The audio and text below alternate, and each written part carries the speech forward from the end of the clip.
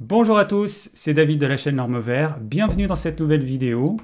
Alors aujourd'hui, j'ai une nouvelle invitée, je reçois Joanne de la chaîne Super Keto, que vous connaissez certainement. Coucou Joanne, c'est à toi, tu es en ligne? Salut! Merci de m'avoir invité. Eh bien avec grand plaisir.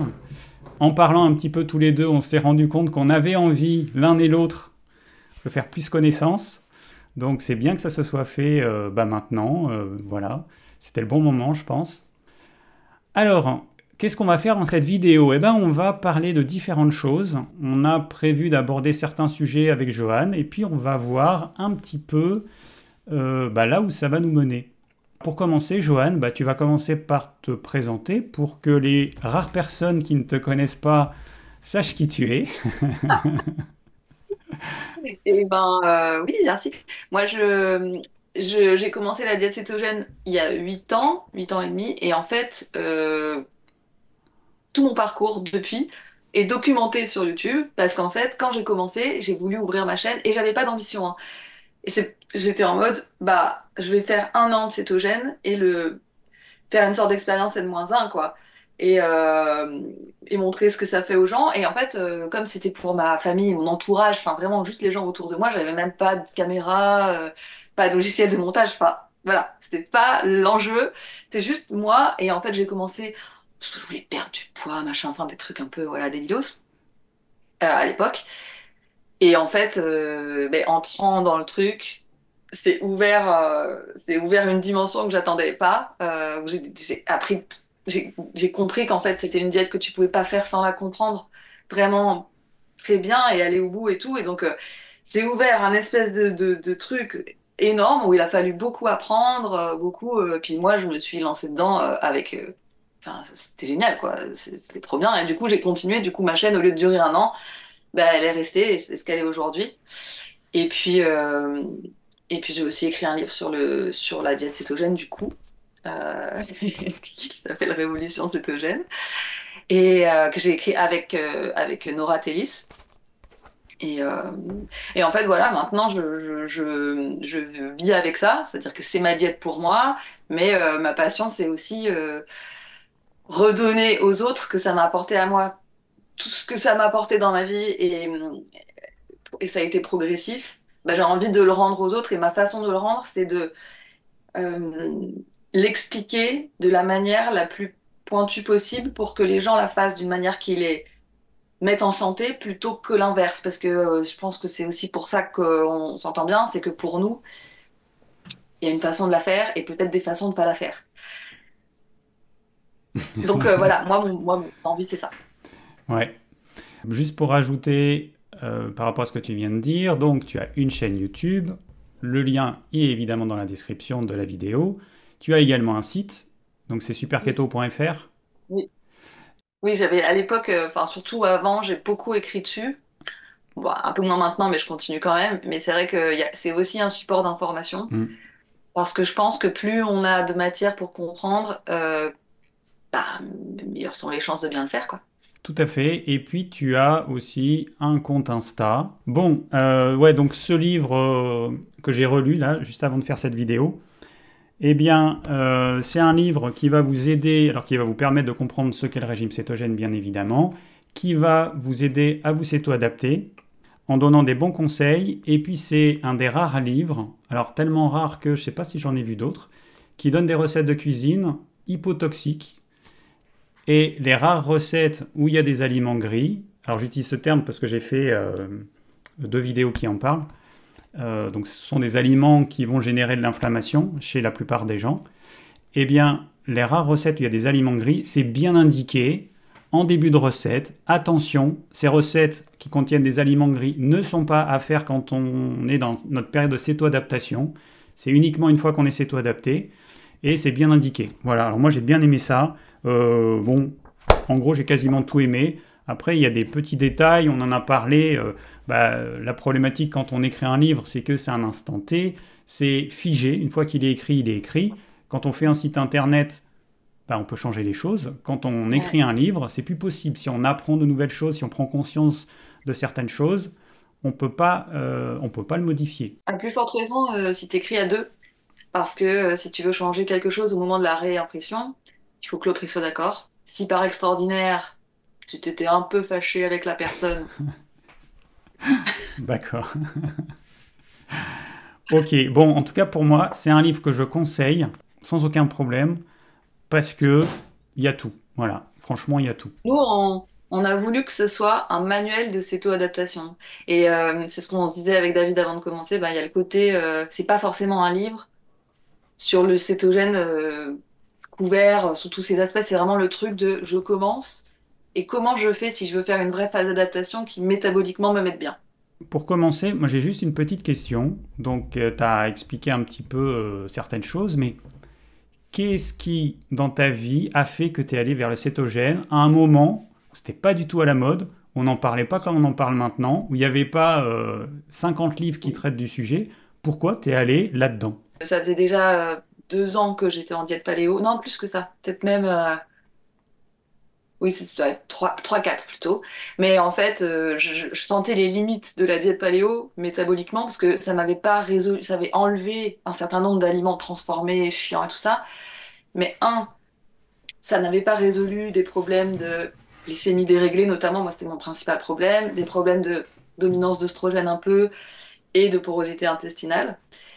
Et deuxièmement, donc là, moi, je sentais les limites de cette diète-là, donc quelque part, je cherchais autre chose. Je cherchais quelque chose qui me conviendrait mieux.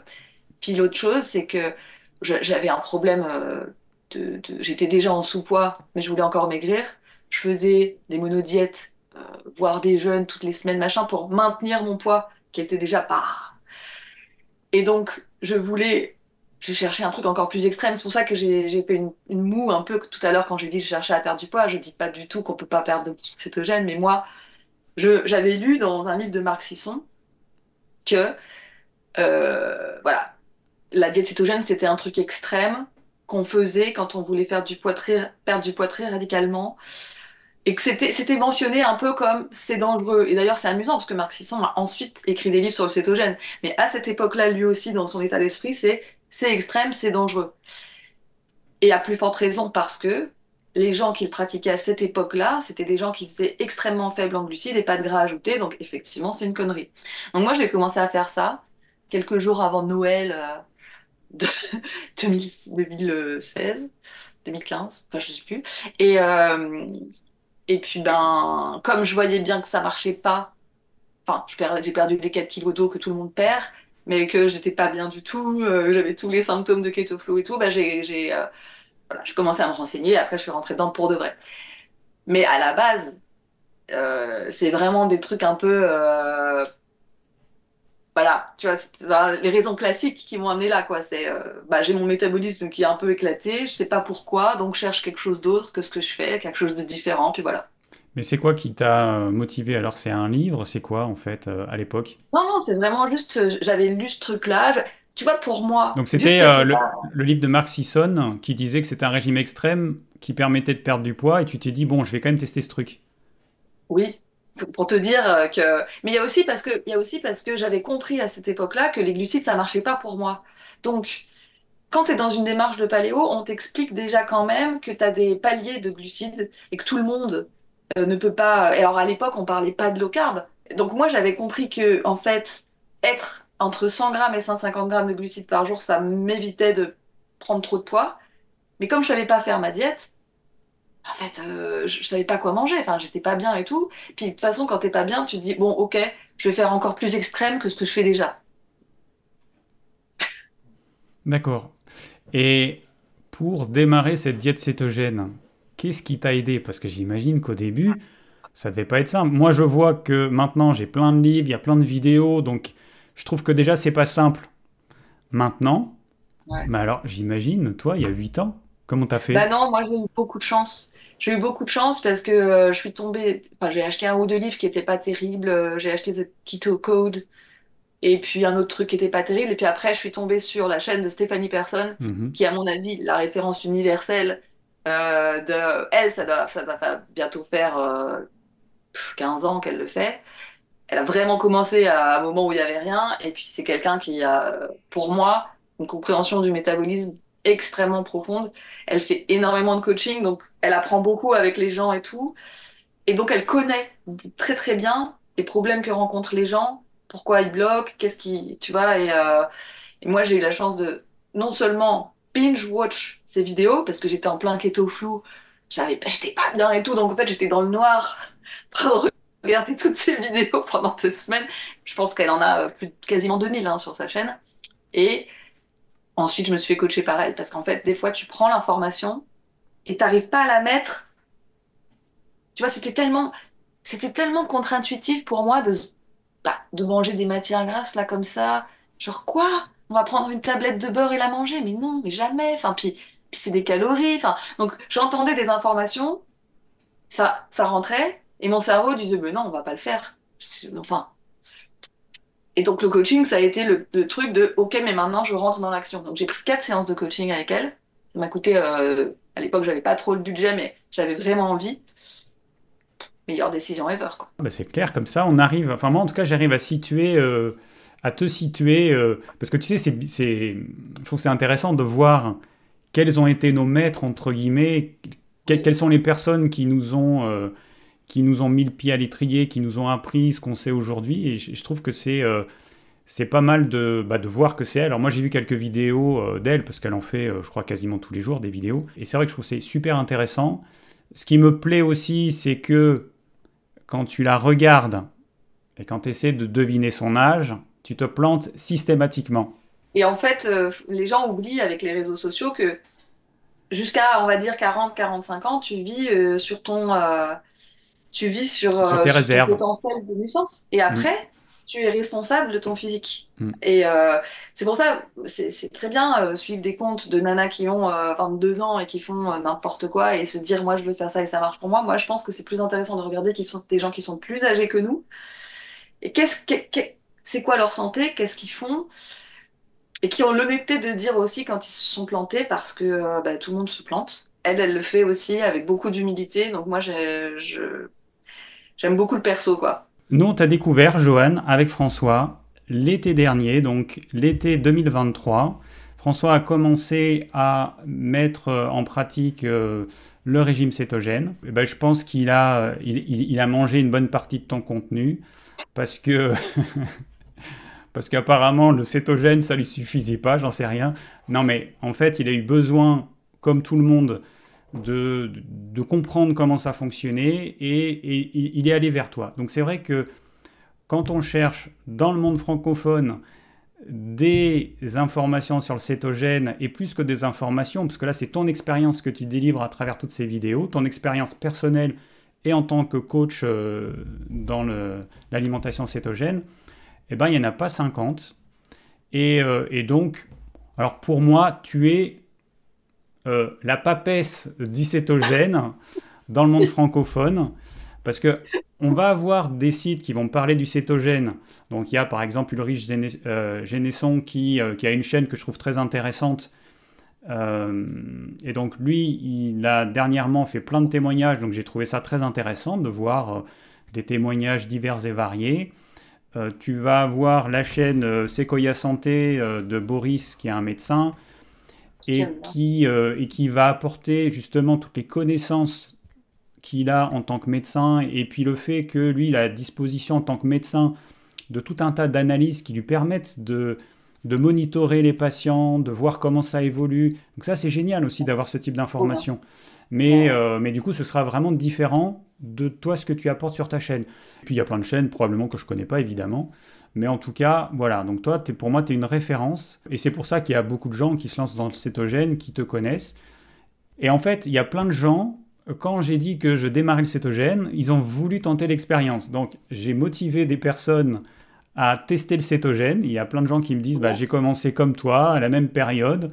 Donc on avance comme ça ensemble. Une partie des personnes qui me suivent, elles avancent au même rythme que moi. Bah, alors moi j'avais déjà parlé de toi avant de me lancer dans le cétogène parce que j'avais déjà lu ton livre l'été dernier. Donc à l'époque je faisais des actus, une vidéo que je faisais ou toutes les semaines ou toutes les 2 semaines. Et je parlais de mes lectures, de tout un tas de choses qui Mm. m'intéressaient. Donc j'avais déjà parlé de ton livre, j'avais déjà parlé de ta chaîne en disant que je trouvais ça vraiment très bien. Et donc voilà, donc c'est vrai que voilà, il y a une partie des gens qui me suivent qui sont au même rythme que moi. Donc, des Trop bien. fois, on se pose les mêmes questions. Alors, moi, je lis beaucoup, je m'informe beaucoup, j'ai besoin de comprendre. Donc, je suis probablement en avance sur eux sur un certain nombre de points parce que je vais beaucoup plus loin que ce que les gens Mm. sont prêts à faire juste pour tester une nouvelle diète. Parce que certains, ça va être un test. Un test, des fois, de quelques jours où ils vont se rendre compte que ça ne leur convient pas. Et puis un test de quelques semaines, quelques mois. Il y en a qui vont arrêter au bout de quelques mois parce qu'ils considèrent, enfin ils trouvent que c'est trop dur.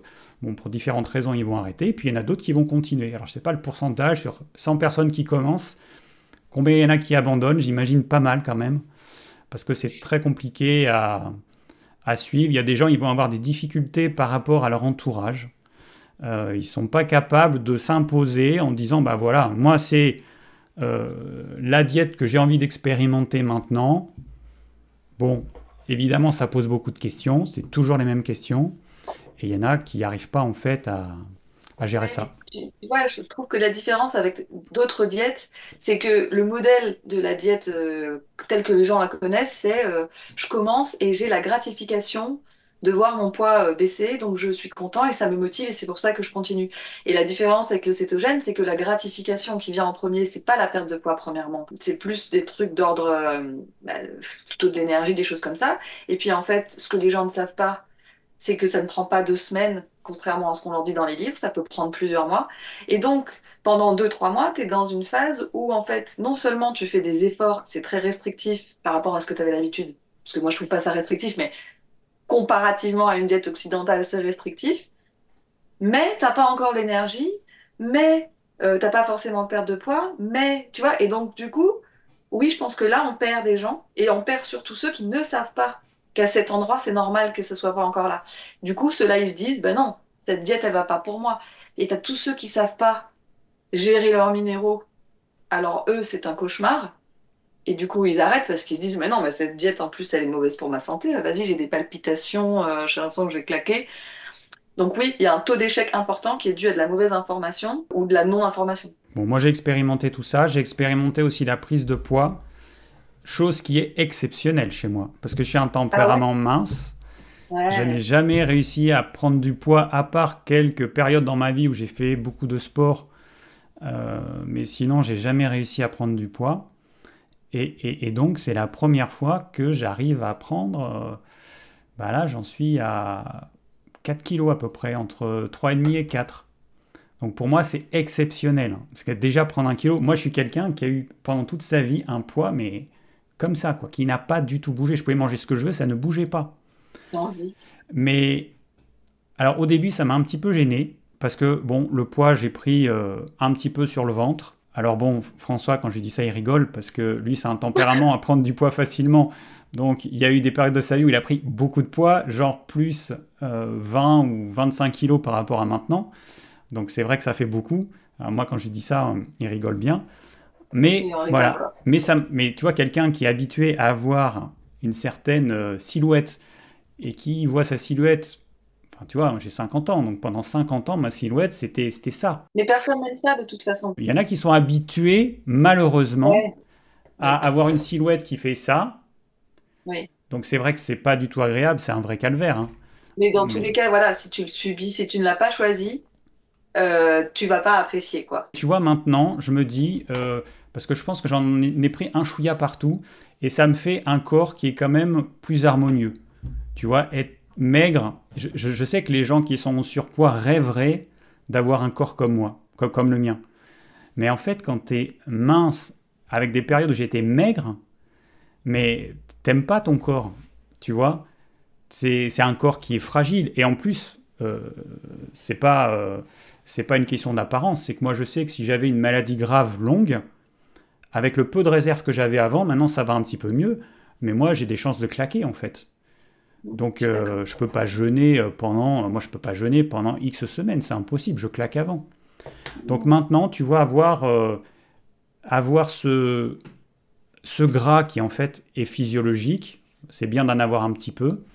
Eh ben, je me dis finalement, c'est pas si mal. Alors, je veux juste perdre un petit peu le superflu, mais je pense que c'est pas mal, tu vois. Donc, j'ai fait un petit cheminement en quelques semaines. Mais tu vois, moi aussi, parce que bah moi, quand j'ai commencé, j'ai pris 5-6 kilos. Et en fait, ces 5-6 kilos, je ne les ai jamais perdus. Par contre, ben, moi, silhouette a énormément changé. Moi, j'avais tendance à avoir de la dominance d'œstrogène, donc tu Hmm. vois ce que Ouais, c'est. ouais. Donc, pour les gens qui peut-être, tu prends plutôt du gras sur le bas du corps, les cuisses, les hanches. Alors, chez les femmes, c'est pas trop dérangeant, mais enfin, quand même, j'étais plus étroite en haut et tout, et j'avais un peu de ventre. Et en fait, maintenant, j'ai le ventre très, très plat. Et j'ai la silhouette rééquilibrée, c'est-à-dire que bah bon, j'ai pas plus de seins, ça s'est pas miraculeusement mis, mais je suis très très H, tandis qu'avant j'étais très A. Ouais. Et en fait, bah oui, mon poids est comme ça, mais j'aime vachement mieux ma silhouette qu'avant. Et je pense qu'il s'est passé des choses plus d'ordre de composition corporelle qui font que bah finalement le chiffre de la balance, il y a un reste en moi qui se dit oh j'aimerais bien peser 50 kilos comme avant, mais dans le fond je m'aime bien, tu vois. Et ça a vraiment changé avec le temps. Alors après cette présentation de Johan, ben maintenant on va voir un petit peu ce qu'on a en commun autour de l'alimentation cétogène, parce que c'est vrai que si j'ai invité Johan, c'est parce que j'aime beaucoup ce qu'elle dit. Alors j'aime beaucoup la façon aussi que tu as de le dire, Johan. Tu as un côté cash que j'aime bien. Moi j'ai quand même ce côté-là aussi. Et puis, bah, il y a surtout le fond, hein. Le fond, c'est que tu es pour un régime cétogène clean. Alors, clean, ça veut dire quoi? Pour ceux qui connaissent, qui comprennent pas l'anglais, ça veut dire propre. Donc, un cétogène clean, c'est à l'opposé du cétogène dirty, c'est-à-dire du cétogène sale. Dans le cétogène clean, en fait, le but, c'est pas uniquement d'avoir une alimentation réduite en glucides et riche en graisse. Le but, c'est d'avoir une alimentation santé. Et dans le cétogène clean, on va faire attention à tout un tas d'aliments qui vont générer de l'inflammation. Donc ça, j'en ai parlé aussi dans les vidéos sur les aliments gris. Il y a des aliments qui ne sont pas faits pour être consommés tous les jours par les humains. Je vous rappelle que les plantes, elles ont plusieurs moyens de défense. Il y a une défense active, ça va être par exemple les épines, ça va être une écorce épaisse, ça va être toutes ces choses qui protègent la plante. Et puis il y a des défenses passives, et les plantes, elles vont produire des substances qui vont poser problème aux animaux qui vont tenter de les manger, donc aux insectes, aux mammifères, et évidemment aux humains que nous sommes. Et ces substances, eh ben, nous posent problème, d'autant plus, je pense, aujourd'hui qu'on a à peu près tous un intestin poreux. On a, je pense, une capacité digestive qui est beaucoup plus faible que nos ancêtres. Je pense que même avant la Deuxième Guerre mondiale, je pense très sincèrement que les gens, ils pouvaient manger des pierres et ils devaient arriver à les digérer. Alors que maintenant, tu mets 3 amandes dans l'estomac d'un jeune de 20 ans et il va être plié en deux à cause des douleurs que ça va générer peu de temps après. Je vois les jeunes de maintenant, mais c'est hallucinant. Alors, je dis les jeunes, donc pour moi, les jeunes, parce que ça dépend de quel âge on a, mais pour moi, les jeunes, c'est entre 20 et 30 ans. Et quand je vois ces jeunes adultes qui ont des problèmes digestifs à n'en plus finir, je me dis, mais c'est pas possible. À côté, moi, j'ai l'impression d'être un surhomme de la digestion, alors que moi, c'est pas trop ça. Mais il y a un vrai problème à ce niveau-là. Donc, d'un côté, on a des végétaux qui vont produire des substances potentiellement problématiques, moins, je pense, il y a quelques dizaines d'années, et beaucoup plus aujourd'hui parce que on est hyper fragile au niveau digestif. Et puis, bah, il y a aussi les végétaux, ils ont changé, ils ont été transformés. Il y a toute la pollution. Il y a plein de choses en fait qui rendent les aliments végétaux encore plus problématiques aujourd'hui qu'il y a 70 ans. Donc il y a déjà cette partie du cétogène propre, du cétogène hypotoxique qui nous caractérise tous les deux. Notre but, c'est d'amener les gens vers une alimentation santé. Toi, en fait, tu fais le cétogène, c'est ton alimentation. C'est pas juste une diète Ah ouais. temporaire, c'est ton alimentation. Ça Moi, fait plus de 8 je ans. me plais pas en low carb. Je me plais pas. C'est pas confortable pour moi. Donc, je reste en cétogène parce que c'est confortable pour moi. Il y a plein de raisons pour lesquelles c'est confortable et je pense qu'une bonne partie des raisons, ce sera les mêmes pour nous deux. Mais effectivement, moi j'ai été en low carb pendant 4 ans avant de passer en cétogène. et il y a des problèmes physiques qui étaient là et qui ont disparu suite au passage en cétogène. Donc effectivement, moi, même si j'ai décidé d'aller vers le cétogène, c'est aussi parce que je me suis dit, là, je suis devant un mur, je me rends compte que le low carb, il ne me permet pas d'aller plus loin, et j'ai envie de franchir cet obstacle et d'aller vers une santé plus optimale. Moi, j'avais des douleurs articulaires, alors ça a été quelques crises, ça a été rare, parce que j'avais quand même une alimentation qui n'était pas trop éclatée, mais des douleurs articulaires dans les mains, type arthrite, donc rhumatisme inflammatoire, qui, quand ça se répète, il est déformant. En fait, tu as les doigts qui se tordent comme ça dans tous les sens. J'ai eu quelques crises, mais je savais que si je continuais dans cette direction-là, eh ben, j'aurais eu ça. Alors, c'est vrai qu'un des avantages du cétogène, c'est la faim. Ça, c'est la faim qui... tu n'es plus esclave de la faim. Ça, c'est quand même une chose qui change beaucoup de choses, parce que moi qui mangeais beaucoup de fruits, eh ben, ça te génère de la faim. Je rebondis sur ce que tu viens de dire parce que ça m'interpelle sur le fait de je suis face à un mur et je veux plus. Mais je pense qu'en fait, il faut beaucoup de maturité pour être là parce que, enfin, c'est pas que de la maturité, c'est d'avoir cette conscience qu'en fait, notre santé, c'est pas juste ça. Enfin, c'est avoir cette conscience. Tu sais, il y a beaucoup de gens qui disent ah oui, mais c'est normal, à un certain âge, t'as ça, à tel âge, t'as ça, à tel âge, t'as ça. Puis ils sont dans un truc, ben non, mais c'est normal que tu te dégrades, t'es yeux, machin. Non, en fait, et je pense qu'il y a des personnes qui ont en eux cette espèce de truc de non, non, non. La santé, c'est pas ça. À mon âge, je dois avoir de l'énergie, à mon âge, je dois être fit, à mon âge, je peux faire ces trucs. Et du coup, les personnes qui sont comme ça ne supportent pas le mur et sont capables de transcender le truc en disant oui, je vais faire un truc qui va certainement être inconfortable pendant quelques mois et c'est restrictif peut-être et machin, mais j'y vais parce que il y a un état de santé qui m'appelle de l'autre côté, qui est très... C'est ça que je vise. Et je souhaite ça pour tout le monde qui nous regarde. Donc, le régime cétogène clean. Parlons un petit peu de ça. Tu vois, en fait, pour moi, le piège, c'est que les gens qui commencent et qui regardent et font quelques recherches, c'est quoi le cétogène, ils comprennent tout de suite qu'il y a une histoire de macro. Puis ça les stresse parce que ça a l'air compliqué.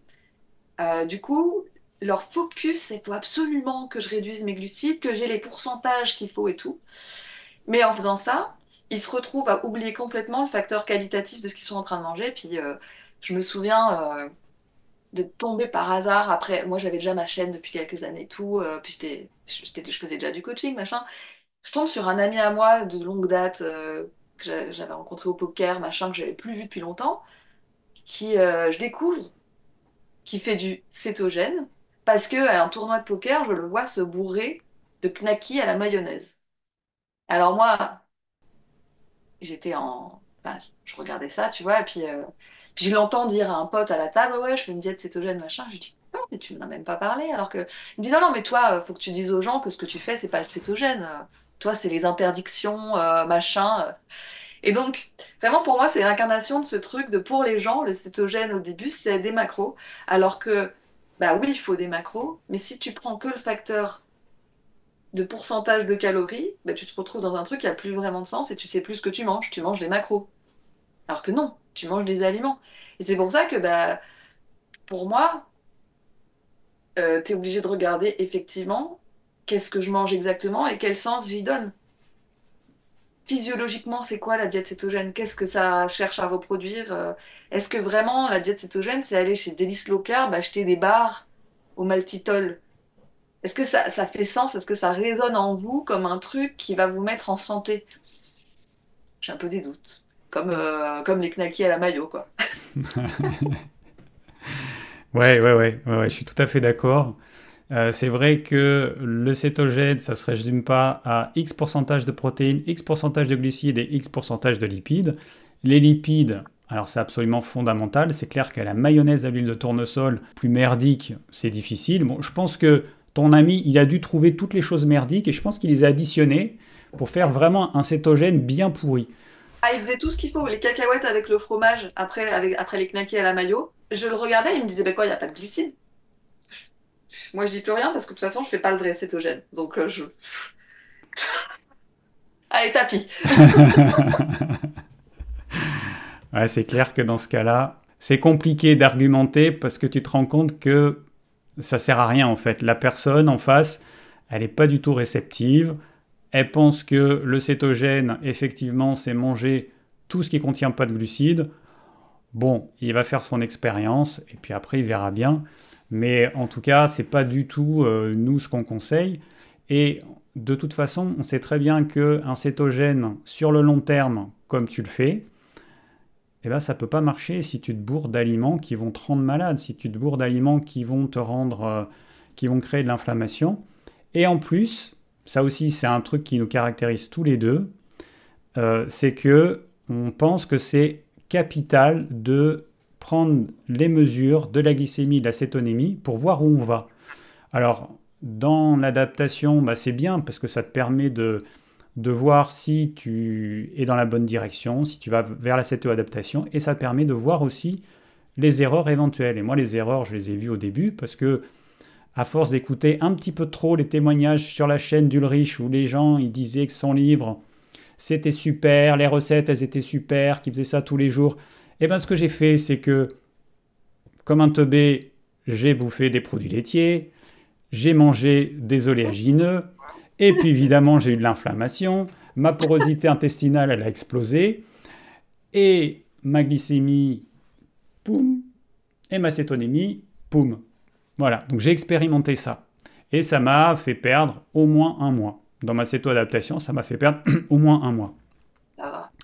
Donc voilà, donc pour nous, c'est important de se monitorer parce que sans ça, ben, on ne sait pas où on va. Et une fois qu'on est céto-adapté, eh ben, ça permet de voir si on continue à faire à peu près ce qu'il faut. Alors c'est pas obligé forcément, et après, c'est clairement... enfin, en tout cas, je suppose que c'est pas forcément la peine de le faire tous les jours, mais au moins de temps en temps, on se prend en mesure et on voit, est-ce qu'on est à peu près dans les clous? On n'est pas dans les clous? Bon, ben, on se remesure encore le jour suivant pour voir si c'était juste une mesure ou si c'est quelque chose qui se maintient. Merde, je suis pas dans les clous, qu'est-ce que j'ai fait? Alors évidemment, il n'y a pas que l'alimentation, il y a le mode de vie, il y a tout ça, mais ça permet de rester sur un mode de vie sain. Voilà, le monitoring, il sert à ça. T'as tout le côté, puisque tu mentionnais au début qu'il y a des personnes pour qui c'est dur de s'affirmer devant leur entourage. Moi, je sais que pendant très longtemps, pendant beaucoup d'années, même jusqu'à la sortie de mon livre, ma famille était un peu en mode à comploter dans mon dos que j'étais folle, tu vois. Et disait, mais de toute façon, ta diète, c'est extrême et tout ça. Et moi, je leur disais, mais est-ce que tu as déjà vu une diète où les gens, en fait, prennent la peine et le temps et l'argent tous les jours de regarder qu'est-ce que ça fait hormonalement ou métaboliquement sur eux. Est-ce que tu connais beaucoup de diètes où les gens regardent et comprennent leur glycémie, où les gens sont capables de te dire qu'est-ce qui rentre dans mon cycle de Krebs ou non. Moi en fait, ça c'était un truc où je me suis dit c'est la première fois qu'on me donne une autre entrée sur ma santé que le poids sur la balance. Et ça, c'est un argument que personne ne pourra te démonter. Parce que personne ne fait ça. Alors il y en a qui pourraient penser que le régime cétogène, c'est une forme d'orthorexie et que le fait de prendre ces mesures, ça va encore majorer le côté orthorexie parce que on est un petit peu focus sur des valeurs. Mais ma vision des choses, c'est que, alors chez certaines personnes, oui, il y a effectivement des personnes qui peut-être seront franchement dans l'orthorexie vis-à-vis du régime cétogène, mais en fait, elles le sont déjà dans le régime, enfin, elles l'étaient déjà dans le régime d'avant, elles le seront quel que soit le régime alimentaire. En fait, c'est plus une façon de fonctionner que propre à un régime. Donc, moi, je le vois comme ça parce que j'ai quand même testé beaucoup de choses tout au long de ma vie. Et puis, je vois un petit peu les modes. J'ai vu les modes passer. Hein. En plus de 25 ans, bon, j'en ai vu quelques modes passer. Et le mot orthorexie, moi, quand j'ai fait mes études de naturo, il y a plus de 25 ans, ça n'existait pas, en fait. C'est venu après, le véganisme. Il y a tout un tas d'alimentation qui ont complètement déséquilibré les choses. Et puis, toute cette information qui va dans tous les sens, avec des extrêmes. Les gens, ils savent plus, en fait. Parce que le problème, c'est qu'il y a des affirmations qui sont balancées, qui reposent sur rien. Il y en a qui balancent des affirmations comme si c'était une vérité absolue dans le monde de l'alimentation, mais en fait, c'est complètement faux. Et du coup, Mm. les gens, ils savent plus à quel sens se vouer, et du coup, ils sont perdus. Voilà, ils sont perdus. Oui, et puis en fait, moi je pense que le truc de la glycémie, c'est pas de dire bah tiens, je prends ma glycémie, oh je suis ah c'est pas bien, c'est pas bien, je suis en cétose, je suis pas en cétose. Non, mais en fait, il faut juste prendre le truc comme ta glycémie, ta cétonémie te donne une indication sur que fait ton métabolisme aujourd'hui. T'es pas figé dans le marbre sur un truc de déterminisme, mais en fait, c'est juste ton corps qui te dit, mais regarde, ce que tu fais aujourd'hui, voilà ce que ça fait sur moi, voilà dans le sens qui se passe, et toi, c'est une indication pour guider ce que tu peux faire demain. C'est pas l'histoire de dire, ah, moi je suis bien, je suis là et je suis avec mes taux, parce que souvent, en plus, les taux peuvent ne pas suffire. T'as des gens qui ont des taux qui sont très bien, en fait, ils sont éclatés en énergie, et ça va pas. Mais quand les gens veulent chercher à comprendre ce qui bloque chez eux, pourquoi leur métabolisme il va pas, pourquoi malgré ce qu'ils font, malgré la diète qui est bien, et ben finalement il y a plein de choses qui bougent pas, ben je suis désolée, mais la glycémie, ça dit quelque chose de toi. Une glycémie stable pendant la nuit, c'est pas la même chose que instable pendant la nuit, c'est pas la même chose que haute le matin, c'est pas la même chose que basse le matin, c'est pas la même chose que basse l'après-midi. Et tout ça, c'est des notions que si on arrive à les comprendre, c'est juste des balises qui te guident et qui te disent ça, tu peux réajuster, ça, tu dois réajuster. Et après, à toi de voir si tu veux les écouter ou non. Mais pour moi, l'orthorexie, c'est autre chose. C'est chercher à manger parfait, chercher à... Alors que regarder sa glycémie, c'est avoir l'intention d'écouter ce que te dit ton corps. Et puis en fait, la prise de la glycémie, c'est un truc que tout le monde peut faire. C'est pas cher parce que, évidemment, on peut faire des analyses de sang, on peut aller chercher des choses beaucoup plus poussées. Mais bon, c'est quand même contraignant, hein. Il faut aller voir le médecin, ensuite il faut aller se faire prélever à un labo. Tu ne peux pas le faire ça tous les 4 matins. Donc la glycémie, c'est un outil qu'on a à notre disposition. On n'a pas besoin du médecin, on peut prendre les mesures. Après, la difficulté, ça va être d'interpréter cette glycémie. Donc toi, je sais que tu as fait pas mal de vidéos pour aider les gens à comprendre tout ce que tu viens de dire, hein. Qu'est-ce qui se passe quand j'ai une glycémie qui est trop élevée le matin, qui fluctue trop, etc. Donc tu as fait pas mal de vidéos pour pouvoir guider les gens. Donc ils auront voir sur ta chaîne pour avoir des informations, si eux, ils ont une glycémie qui va dans tous les sens. Moi, en tout cas, je peux témoigner du fait que moi, ma glycémie, elle est trop élevée par rapport au fait que je suis un régime cétogène. Elle est trop élevée. Elle est entre 90 et 100. Donc j'ai bien conscience qu'il n'y a pas que l'alimentation qui joue. Moi, j'ai un problème de sommeil, j'ai un sommeil perturbé, et là, il est un peu plus perturbé qu'avant. Alors je ne sais pas si c'est le cétogène, parce que j'ai entendu des témoignages de personnes qui disent que le cétogène a dégradé leur sommeil. Je ne sais pas si c'est ça, je ne sais pas si c'est quelque chose de transitoire qui est lié au cétogène, et je ne sais pas si c'est autre chose qui n'a rien à voir avec le cétogène. Mais avant le cétogène, j'avais un problème de sommeil. Bah là, ça s'est un peu dégradé depuis quelques semaines. Alors forcément, je sais que ma glycémie, ça ne va pas l'aider d'avoir un sommeil un peu pourri. Je suis en train de tester une petite bague, une Oura, qui me dit que j'ai un bon sommeil. Donc je lui ai dit, je ne suis pas d'accord avec toi, je n'ai pas un bon sommeil. Et elle m'a dit, ça fait 3 nuits de suite qu'elle me dit, tu as un bon sommeil. Je lui ai dit, non, le matin, je suis cassé quand je me réveille. Non, mais comme quoi? Parce que moi, c'est souvent que j'ai des gens qui me soutiennent en coaching, mais si mon device, mon téléphone ou mon truc me dit que je dors bien, moi, je pose 3 questions et je sais que la personne ne dort pas bien. Donc, de toute façon, c'est ce que tu as dit, hein. Tu te réveilles et tu le sais. Bon, après, moi, je teste ça parce que je voulais monitorer mon sommeil. Je l'ai acheté en occasion sur Le Bon Coin. Je n'ai pas acheté neuf parce que ça coûte un bras quand même, ce truc.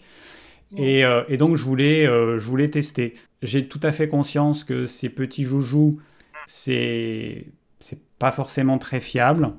Que si tu prends 3 bagues différentes de trois constructeurs différents, tu auras des choses différentes. Parce que les algorithmes, ils ne calculent pas la même chose. Parce qu'en gros, il va te mesurer la température, les battements cardiaques, les mouvements, le taux d'oxygène, et puis peut-être d'autres choses, je ne sais plus. Et puis, tu as des algorithmes qui en déduisent que tu es en sommeil profond ou pas, que tu es en sommeil paradoxal ou pas. Bon, donc forcément, c'est très imprécis. Voilà, moi, mon but, c'est juste d'expérimenter ça. Pour l'instant, c'est pas très positif. Donc, je pense que Oura, ils seront pas contents quand je donnerai mon avis si ils restent sur ce que je pense maintenant. Mais bon, voilà, c'est un truc que je veux tester. De même que là, je me suis remis un capteur de cétone pour à nouveau tester mes cétones. Alors, la dernière fois, c'était il y a à peu près un mois. Et là, ça va mieux. La dernière fois, c'était quand même pas top parce que j'avais alors ma glycémie 90-100, alors assez stable, mais bon, trop élevé. Et mes cétones qui étaient trop basses et beaucoup plus basses que celles de François. Lui, il a des taux qui sont parfaits, tu vois. Et là, ça va mieux. Mais encore une fois, donc c'est ce que je t'avais dit, ça m'a montré que les cétones, ça monte et ça descend. Donc enfin moi je fais 2 repas par jour, j'ai un gros pic vers 2 heures du matin, et j'en ai un vers 17 heures et un, je ne sais plus à quelle heure, peu importe.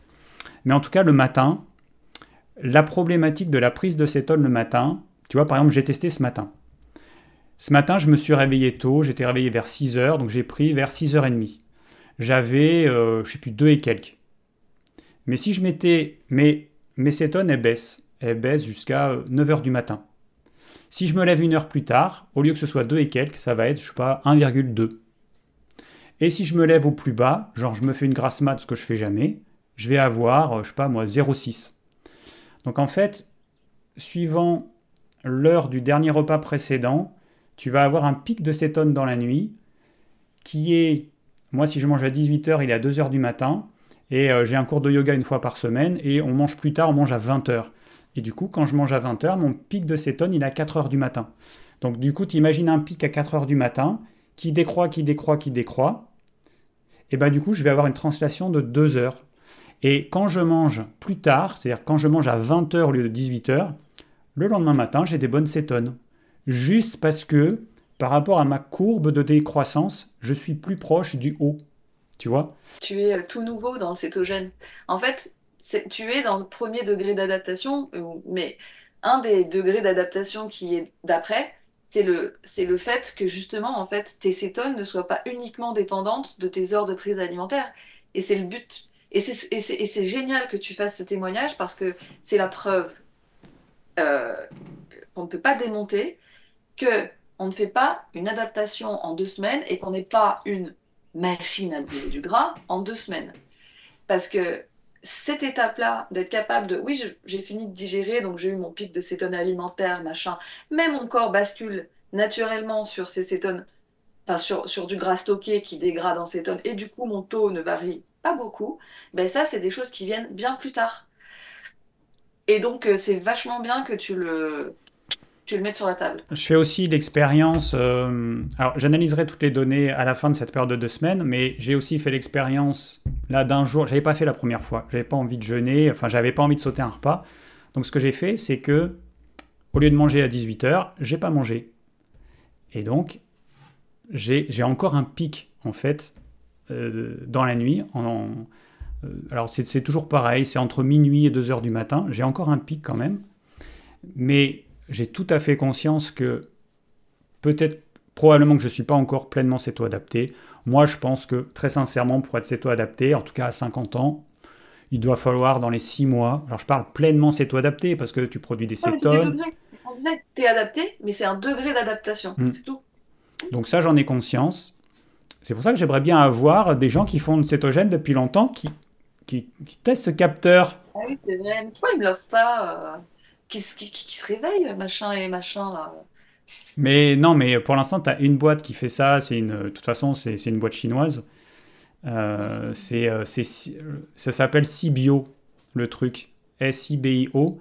Mais bon, je t'enverrai le lien si tu veux. Mais je pense que c'est vraiment intéressant. Alors là ce que je fais, c'est que je mesure ma cétonémie quand même avec les bandelettes. Et pour l'instant, les valeurs, elles collent vraiment avec ce que j'ai sur le capteur en temps réel. Ok, super. Donc ça a l'air quand même fiable, tu vois. Ouais, ouais, super. La première fois, j'avais juste pris quelques mesures. François il avait pris juste quelques mesures aussi. Et là, tous les matins, je prends mes cétones. Et comme ça me permet de comparer. Et je verrai sur 14 jours le pourcentage d'erreur. Mais en tout cas, ça correspond. Donc ça m'a l'air quand même assez fiable ce truc. Alors il y a quelqu'un qui m'a dit en commentaire que lui, il n'avait pas du tout les mêmes valeurs. Mais le problème, c'est que le lecteur de cétones à bandelette, il n'est pas forcément fiable en fait, tu vois. Alors moi j'ai un modèle qui donne des valeurs qui sont très proches de ce capteur, mais il peut y avoir des modèles qui sont bah, je sais pas, moins Je performant. trouve que de manière générale, les mesures de cétonémie sont quand même plus ressemblantes d'une marque à l'autre que les valeurs de glycémie. Hmm. Tu sais, moi j'ai fait toute une série de tests comparés avec le Keto Mojo et le Go Keto par exemple. Et autant il y a des grosses fluctuations sur la glycémie, autant de l'autre côté cétonémie, c'est plus ramassé, tu vois. Hmm. Et moi, j'ai vu des vidéos de personnes qui testaient le même appareil, elles prenaient la même goutte de sang. Donc, elles se faisaient une grosse goutte de sang et elles prenaient comme ça, d'affilée, les mesures. Et le problème, c'est que des fois, alors moi, je raisonne en milligrammes par décilitre, mais tu pouvais avoir 5 à 10 points de différence. Donc, un coup, tu as 80, un autre coup, tu peux avoir 75, sauf que c'est la même goutte de sang. C'est la même goutte de sang au même endroit, le même appareil, tu vois. C'est Donc le c'est problème, il est là, intéressant. c'est que Oui. il faut avoir conscience de ça. Tous les appareils, ils ont une marge d'erreur qui peut être importante. Et j'avais vu une vidéo aussi du docteur Ekberg, qui lui, il avait fait un prélèvement sanguin et il avait envoyé ce même prélèvement à deux laboratoires différents et il avait eu des valeurs qui étaient sensiblement différentes. Donc même avec des analyses de sang, tu peux avoir des valeurs Oh. qui diffèrent. Donc c'est juste pour que on ait conscience que quand on prend nos mesures, c'est un ordre de grandeur Mm. et qu'il faut plutôt voir la tendance, ça monte, ça descend, mais pas se focaliser sur les chiffres. Ouais. Parce que Mm, mm. ce sera jamais juste en fait, c'est impossible. Et puis c'est du vivant. On imagine bien que notre sang qui circule, en une heure, c'est plus du tout la même composition et qu'il y a plein de choses qui peuvent faire varier sa composition.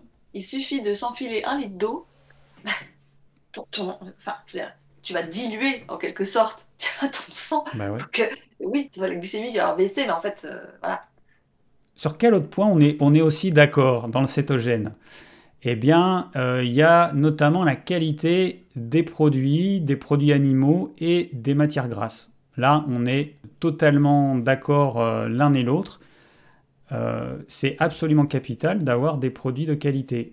Alors, c'est vrai que ça peut sembler évident. Ben non, parce qu'avec l'exemple que tu as donné, le mec qui se bouffait des knackis à la mayonnaise. Alors déjà, quand tu manges un truc, tu peux même pas identifier ce qu'il y a dedans, mais faut pas le manger. Faut pas le manger. La mayonnaise, c'est pareil, tu peux pas identifier ce qu'il y a dedans. Tu peux pas savoir quelle huile a été utilisée. Parce que ce sont des huiles raffinées qui n'ont aucun goût. Ils peuvent te mettre les pires merdes qui existent, tu peux pas l'identifier. Donc c'est vraiment les choses à ne pas faire. Bah, notre vision des choses, c'est consommer des produits les plus bruts possibles. Moi, c'est ce que je conseille avant le cétogène. Moi, c'est toujours ce que j'ai conseillé. Des produits de saison, c'est toujours ce que j'ai conseillé parce que ce sera moins cher, ce sera meilleur, plus riche en tout ce qu'on veut, en nutriments. Et puis, c'est un moyen de rééquilibrer nos rythmes circadiens. Notre corps, si on lui balance des fruits toute l'année, c'est clair qu'il va croire qu'on est en plein été toute l'année. Alors que si tu lui mets en hiver du chou et des poireaux, eh ben il saura, enfin il aura plus conscience d'être dans la bonne saison. Alors que si tu manges en hiver des fraises ou des poivrons ou des courgettes, tous ces légumes fruits qu'on a normalement en été, le corps il va être complètement déboussolé. Donc manger de saison, ça a aussi du sens. Et puis bah, moi, je conseille aussi au maximum des produits locaux pour des raisons écologiques, pour faire travailler les petits producteurs qu'il y a dans ma région. C'est parce que c'est de l'information. Ça pousse à côté de chez toi. Donc, c'est. Et Oui, pour moi, ça revient un peu à la problématique qu'on disait, c'est que la quantité, les macros, c'est la valeur quantitative. Tandis que la qualité de ce que tu choisis, c'est l'information que tu donnes. Parce que la nourriture, c'est de la calorie et c'est de l'énergie, mais c'est aussi de l'information. Donc c'est de l'information sur où suis-je sur la planète, à quelle saison, et donc tu te connectes à quelque chose qui donne de la cohérence à tout ton corps, quoi, hmm. hormonalement. Et c'est vachement important parce que le corps sans cohérence il crée de l'inflammation, de la maladie. Enfin, je caricature le truc, mais en fait, pour être en santé, on a besoin de cohérence. Donc c'est vrai que quand je répète ce mantra, manger des produits bruts, locaux et de saison, ça peut paraître... je pense qu'il y a des gens, ça leur passe à côté. parce que quand ils sont en grande surface avec leur caddie, ils n'ont pas conscience de ça. Il y a des gens qui ont besoin d'avoir des tableaux qui leur disent quels sont les légumes de saison. Moi, je ne me pose pas la question. Je vais sur mon marché, j'ai des maraîchers qui cultivent. Alors, il y a des revendeurs, évidemment, qui ont tout. Je dis aux gens, un mec qui a des bananes, des oranges et tout un tas de légumes, les mêmes toute l'année, c'est pas un producteur, hein. Vous n'avez pas besoin d'avoir fait Oui, Saint-Cyr pour... un pour revendeur qui ça, va à Rungis. ça se voit, quoi. Mais quand tu vas chez un producteur, eh ben, t'achètes ce qu'il y a. T'as plus de chou-fleur? Bah merde alors. Bon, bah tant pis. Et bah voilà, en fait. Donc, ça permet aussi de varier parce que l'inconvénient des gens qui mangent la même chose toute l'année, parce qu'ils achètent des légumes qui viennent d'un petit peu partout en Europe ou sur la planète, ils ont tendance à manger la même chose toute l'année. Donc, du coup, ils vont pas avoir de variété. Bah, moi, en hiver, c'est clair, je vais pas manger de courgettes, hein. Il n'y a pas de courgettes, j'en mange pas. Par contre, là, les courgettes, ça revient à nouveau, ben, je suis content. Il y a un côté, ce que tu disais au début, c'est que dans les végétaux, il y a quand même des choses toutes ne sont pas digestes pour nous. Sauf que si vous mangez les légumes en saison, ce qui n'est pas digeste, par exemple dans la courgette ou dans l'aubergine, la lectine qu'il peut y avoir, les oxalates, les salicylates, les tanins, tout ce que vous voulez qui n'est pas digeste pour nous, si tu le manges en saison, bah, ton corps, ok, il y a un truc, il le détoxifie pendant la saison où tu n'en manges pas. Et ça fait un cycle comme ça. Mm. Et normalement, tu t'en sors. Tandis que quand tu manges tout le même truc toute l'année, t'emmagasines un truc que ton corps n'arrive pas très bien à évacuer et tu crées des problèmes. Le problème que j'ai aujourd'hui, c'est que je consomme de l'huile d'olive tout le temps, depuis toujours, toute l'année. Donc, ce que tu dis, c'est tout à fait juste avec les légumes. Ça reste un produit végétal, l'huile d'olive, qui n'est pas neutre. Et je pense que j'en ai consommé trop. Donc là, je diminue les quantités. Mais tu vois, ça fait partie des aliments que j'ai consommés en quantité suffisamment importante, en tout cas pour que ça puisse me poser problème. Donc là, je me suis rendu compte que, je ne sais pas si c'est lié à ça, mais mon HDL, il est beaucoup trop bas. Et avant le cétogène, il était déjà trop bas. Et je me suis dit, bah, peut-être que c'est l'huile d'olive qui a des propriétés à faire baisser le cholestérol. Alors je ne sais pas lequel, si c'est le LDL, si c'est le total, j'en sais rien. Mais peut-être que c'est cette consommation excessive d'huile d'olive qui fait que il y a encore 3 ans, quand j'ai fait des analyses de sang, j'avais un HDL qui était beaucoup trop bas. Donc là, du coup, je diminue ma consommation d'huile d'olive. J'en prends pas plus de 3 cuillères à soupe par jour. Ce qui est peut-être déjà beaucoup pour certains, je ne sais pas. Mais avant, j'étais plus à 6, 7 cuillères à soupe par jour d'huile d'olive, voire plus, parce que j'en mettais aussi dans mes légumes cuits. Donc voilà, donc tout ça pour dire que c'est vrai qu'il y a des fois des aliments qui peuvent paraître bons pour la santé parce qu'ils sont auréolés toute une aura santé comme l'huile d'olive, hein. Ben non, comme tous les aliments, non, il y a absolument aucun aliment qui est bon pour la santé, si enfin qui est bon dans l'absolu. C'est une question de quantité, c'est une question de sensibilité personnelle. Donc voilà, l'huile d'olive ne fait pas exception à ça. On a dans notre joli monde, alors moi j'imagine souvent une table virtuelle avec tous les aliments qui existent. Eh ben on a plein d'aliments qui sont pas bons pour nous. Et dans le régime cétogène, eh bien, on a des aliments qui sont céto-compatibles, donc en théorie qu'on peut consommer, et dans la pratique, ce sont des aliments qui vont générer de l'inflammation, donc c'est ce qu'on appelle les aliments gris. Et donc là, on est d'accord tous les deux pour dire que ces aliments, ils ne sont pas faits pour être consommés au quotidien, qu'ils ne sont pas faits pour être consommés pendant la période de céto-adaptation, parce que ça va foutre le bordel et on ne va jamais arriver à se céto-adapter, et qu'une fois qu'on est bien céto-adapté, plus on en mange fréquemment, plus on va avoir de problèmes, plus on va avoir d'inflammation, plus notre glycémie elle va à nouveau monter trop haut, et que de toute façon, en termes de santé, c'est pas ce qu'il faut faire, tout simplement. Donc ça c'est vraiment quelque chose d'important, parce que les personnes comme toi qui disent ça, ou comme moi qui dis ça aussi, parce que même avant le cétogène, je parlais de certains aliments qui posent problème, eh ben on nous aime pas trop. Les gens, ils nous aiment pas trop, parce qu'on les fait chier, les gens. Parce qu'on leur dit, ça, ce que tu manges là, et que tu adores, que tu manges tous les jours ton bout de fromage là, eh ben, peut-être qu'une partie de tes problèmes, elle vient de ça, parce que tu en manges tous les jours, et que tu laisses pas de répit à ton corps, tu entretiens une inflammation chronique, tu entretiens un intestin poreux, et voilà, et les gens, ils nous aiment pas pour ça. Je suis désolé, Johan. I know. C'est pas, c'est pas très gratifiant d'être le porteur des mauvaises nouvelles. Et en plus, est-ce que vous pensez vraiment qu'on prend plaisir à faire ça? Moi, je préférerais être aimé, hein. Mais quelque part, il y a toujours le moment où, je crois que c'est une phrase de Dumbledore, hein, pour les fans d'Harry Potter. Il y a toujours un moment dans la vie où il faut faire le choix, hein, entre ce qui est facile ou ce qui est bien. Enfin, ce qui est bien, ce qui est right, quoi, ce qui est juste.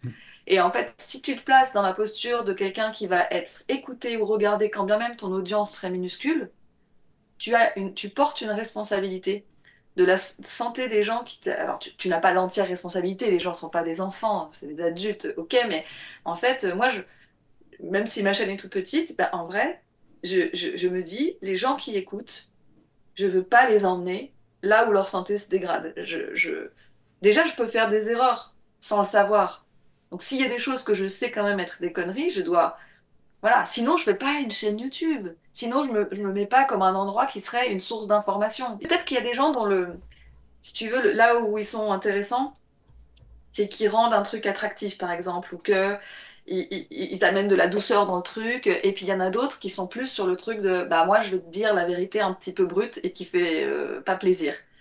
Et en fait, on a besoin des deux à différents moments de nos vies, je pense. Bah, cétogène, si tu le fais pour réparer un organe, parce que tu as un métabolisme éclaté, parce que tu sens que ta santé, elle bat de l'aile, tu sais où tu dois te positionner, quoi. Moi, dans ma vision, je me dis, on peut quand même, on pourrait quand même faire un petit peu les deux. Tu vois, les livres sur le cétogène, bah pourquoi ils font pas tous ce que tu as fait? Ils pourraient faire, ils pourraient dire, attention, voilà, il y a certaines recettes qui contiennent des aliments qui ne sont pas faits pour être consommés tous les jours. Tu vois, pour moi, c'est tout à fait possible en fait. On peut très bien créer des super recettes gustativement parlant, visuellement, avec plus d'aliments, parce que c'est vrai que bah, on se restreint forcément, hein. On vire tout un tas d'aliments. Alors en France, le fromage, c'est un sacrilège de taper sur le fromage. Ben oui, mais bon, je suis désolé, le fromage, moi j'y peux rien s'il m'aime pas. Enfin, si mon corps l'aime pas, plutôt. C'est comme ça en fait, hein. Et même des fromages au lait cru, et même des fromages avec la caséine Merci. bêta-A2. Bah Merci. non, ça ne marche pas avec mon corps. Et des gens comme moi, il y en a plein. Donc les études, je m'en bats les coucougnettes. C'est pas très joli de dire ça, mais j'en ai un petit peu assez qu'on me dise telle étude a démontré que, donc tout le monde peut manger tel aliment. Mais je m'en fous, ça ne marche pas sur moi. Donc moi, je Mais suis une exception et des exceptions comme moi, en fait, il y en a plein. Donc on n'est pas des exceptions. Mais oui. Et puis qui peut dire, ah oui, oui, moi je mange tous mes apports de fromage en caséine à deux, machin. Excusez-moi, mais dans le magasin, même au magasin bio et machin, on te marque pas sur le paquet, ça c'est telle caséine. Comment tu vérifies? Qu'est-ce que tu sais vraiment de ce que tu manges? Je trouve que c'est Bah, un peu douteux cette affaire. on peut uniquement si on sait que le fromage vient juste d'un lait d'une race de vache et si on Mhm. mange du fromage de brebis et de chèvre. Mais moi, même en mangeant que du brebis et du chèvre, bah, ça ne marche pas en fait. Ah, bon, non plus, hein. Ça ne marche À pas. moins que vous vouliez prendre du poids. Parce que moi, je veux pas que tout tourne autour de ça, mais enfin, c'est quand même un truc que les gens viennent chercher aussi. Bah, moi, si je m'amuse à faire des diètes fromage, je vais ressembler à un bon bout de fromage, mais bah, ça marche pas non plus. Oui, puis c'est un bout de fromage en mauvaise santé, parce que la problématique, c'est pas qu'une question de prise de poids, c'est ce poids qu'on va prendre, même s'il y a une partie qui est liée à une prise de graisse, il y a une bonne partie qui est liée à une inflammation, qui va générer une prise d'eau et tout un tas de désordres métaboliques. Donc cette prise de poids qui est un symptôme basique, ben derrière, il peut y avoir plein de causes différentes. Et entre juste un petit peu de gras en plus, à la limite, c'est pas un problème, mais une inflammation qui, elle, est vraiment problématique sur le long terme, là, c'est pas du tout la même chose. Et Oui. en conseillant ça, en fait, bah, c'est vrai que c'est ce que tu disais, en fait, en conseillant les produits laitiers à tout le monde sans mettre de garde-fou, on est responsable d'influencer les gens vers une mauvaise santé. Parce qu'il y aura de toute façon une partie des gens qui vont avoir des problèmes à cause de cette consommation de produits laitiers qui pensent être bonnes. Parce que c'est vrai que moi, il y a plein de gens qui me disent un tel a dit que, Ouais. qu'est-ce que t'en penses bah écoute, moi je dis, bah écoute, tu testes, hein. Moi je pense le contraire, tu testes et tu verras bien, hein. Il y a un côté aussi qui n'est pas immédiat, c'est-à-dire que moi j'entends souvent des gens venir me mettre des commentaires un peu acerbes en me disant mais moi je mange du fromage depuis toujours et tout va bien pour moi. Alors déjà tout va bien pour moi, c'est très très quand même subjectif. Et surtout en fait tu mangeais peut-être du fromage dans ta diète occidentale, mais là tu passes sur une diète où donc tu t'orientes vers les matières grasses machin. Les gens ne savent pas comment prendre leurs matières grasses ajoutées, donc ils se bourrent de fromage, donc leur consommation de fromage bascule quand même sur quelque chose de vachement plus important que ce qu'il y avait avant, et ton corps est résilient, donc tu ne vois pas forcément tout de suite ce que tu es en train de générer. Malheureusement, quand tu le repères, souvent c'est un peu tard. Donc c'est quand même mieux d'être prévenu. Après, faites vos choix, testez, effectivement, voyez, mais au moins, vous avez l'info. Mais c'est vrai que ça, c'est quelque chose qui revient fréquemment. Les gens qui me disent, moi je prends ça depuis toujours et je vais bien. Mais après, la notion de je vais bien, très sincèrement, tu vois, là j'ai un ami qui fait des malaises. Pouf, il tombe, comme ça il s'évanouit. Début quarantaine, donc il a déjà fait des prises de sang, à peu près dans les normes. Alors après, l'interprétation d'un médecin classique des prises de sang, tu peux avoir plein de problèmes, hein. Il le verra pas. Il le verra pas. Parce que lui, il regarde que tu es dans la fourchette, il n'est pas capable d'analyser finement les choses. Donc, prise de sang, nickel, cardiologue, nickel. Alors bon, après, il va faire d'autres analyses. Mais le problème, c'est que il est en très mauvaise santé. Alors moi, je le connais depuis longtemps et je vois comment il mange. Et je savais très bien que ça, un jour, ça allait pas marcher. Quand on l'a rencontré, il avait 25, à peu près 25 ans. Forcément, quand tu es jeune, tu as tout qui va bien. Et puis comme je lui ai dit, tu sais, quand tu dépasses la quarantaine, là, les problèmes que tu commences à avoir, ils vont pas disparaître, hein, comme quand tu avais 25 ans, hein. Donc là, il faut vraiment que tu te réveilles un petit peu, parce que là, ça va commencer à aller de mal en pire. Comment identifier si on est vraiment en bonne santé? Malheureusement, la médecine, elle est plus là pour détecter des maladies qui sont déjà bien installées. On a l'exemple avec l'histoire de la glycémie, qui est quand même le truc le plus, la glycémie à jeun, que tu peux maintenir dans des normes correctes pendant 50 ans. Si tu ne mesures pas l'insuline, tu ne peux pas savoir que tu es déjà en train de devenir résistant à l'insuline parce que ton corps continue à produire de plus en plus d'insuline. Mais ça, c'est vraiment un truc, je me dis, mais le diabète, il y a une explosion du diabète à travers le monde, et ce qui permettrait de faire quelque chose, bah, les mesures, elles sont pas prises. L'insuline, on ne prend pas la mesure. On prend la mesure que si tu es diabétique. Parce que moi, j'ai demandé à mon médecin, je dis, je voudrais la mesure de l'insuline. Il m'a dit, bah ouais, mais normalement, vous savez, la Sécu, elle veut pas. En fait, il faut d'abord que vous ayez une glycémie supérieure à 130. Et c'est seulement après qu'on va mesurer l'insuline. Je dis, mais c'est 130, mais c'est énorme. C'est beaucoup trop. Et on est dans un Oui, système comme ça. mais c'est ça. Et puis de toute façon, en fait, le médecin regarde si tu es dans la fourchette, la cible. Et en Mm. fait, la cible est calculée sur l'algorithme des gens qui viennent au labo. Donc des gens qui, en moyenne, commencent à être de moins en moins en bonne santé. Et c'est ça pour tous les critères. Donc tu te compares à une fourchette de gens déjà en mauvaise santé. Donc ton critère de c'est quoi la bonne santé est en train d'être révisé à la baisse. C'est pas une façon de faire, quoi. Non. Donc voilà. Il faut que du coup on reprenne en main un petit peu notre santé et qu'on aille au-delà des mesures de laboratoire, de l'interprétation qui est donnée par la plupart des médecins, qui est souvent, à part si tu exploses dans certaines mesures, mais si tu te retrouves dans les fourchettes basses et hautes, bah, c'est souvent tout va bien.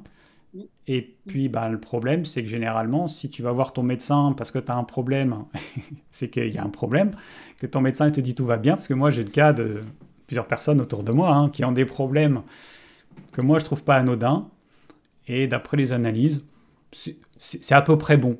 Mais non, non, non. Ah, rentrez chez vous, madame, tout va bien? Ah ouais? Bon, bah, du coup, d'accord. Alors, on a vu les aliments gris, enfin on a survolé. Est-ce que tu as des choses à rajouter sur les aliments gris Non, je pense que les gens les connaissent. Et puis, si ça les intéresse, ils peuvent trouver ces infos, du coup, dans tes vidéos ou les miennes. Alors moi, j'en ai rajouté d'autres, hein, par rapport à tout ce qui est communément admis comme aliment gris. Moi, j'ai rajouté des choses. Donc, évidemment, les gens, tu vois, à chaque fois, c'est boum, ils descendent comme ça d'un étage, tellement ils sont mal. Moi, j'ai rajouté les protéines animales trop cuites, parce que ça fait déjà longtemps que je me suis rendu compte que ça posait un problème en termes de digestion. Et du coup, ça m'a poussé à rechercher. Est-ce qu'effectivement, il y a des choses derrière les protéines animales trop cuites? Alors, la porte d'entrée pour ça, ça a été les sardines en boîte pour moi. Parce que je me suis toujours rendu compte, tu vois, souvent, parfois, quand je faisais une randonnée, on prenait des sardines en boîte. Et puis, il y a quelques années, je sais plus, il y a 5 ans, il y a 7 ans, je ne sais pas pourquoi ça m'a marqué. On crevait la dalle, on avait super faim, on avait fait une bonne marche, on se met à manger des sardines en boîte, c'était en fin de journée, et là, la nausée, la digestion qui est laborieuse et tout, je me suis dit, putain, mais c'est pas possible que... en plus, moi, j'ai l'habitude de manger des sardines fraîches régulièrement, donc la sardine en elle-même, elle m'a jamais posé de problème. Mhm. Alors que c'est un poisson gras qui est quand même dur à digérer, même frais pour certaines personnes. Mais là, je me suis dit, mais attends, il y a un truc. Et puis François, pareil. Et puis la personne avec qui on faisait la randonnée, pareil. Je me suis dit, mais il y a un truc, quoi. C'est pas normal, quoi, la sardine en boîte. Et donc c'est là, à partir de ce moment-là, je me suis dit, tiens, il y a un truc. Donc c'est là que j'ai commencé à dire, il y a déjà quelques années, que les sardines en boîte, attention, ça se digère très très mal. Et j'ai vu dans les commentaires de cette vidéo que à peu près 9 personnes sur 10, ou même 99 personnes sur 100, allaient dans mon sens. Et elles me disaient, ah ouais, mais c'est vrai, moi aussi j'ai remarqué ça. Alors bon, je ne savais pas si c'était aussi fréquent, tu vois. Mais en tout cas, dans les commentaires, les personnes qui m'ont mis non, non, moi, ça pose aucun problème, elles sont hyper rares. Ça se compte sur les doigts d'une main.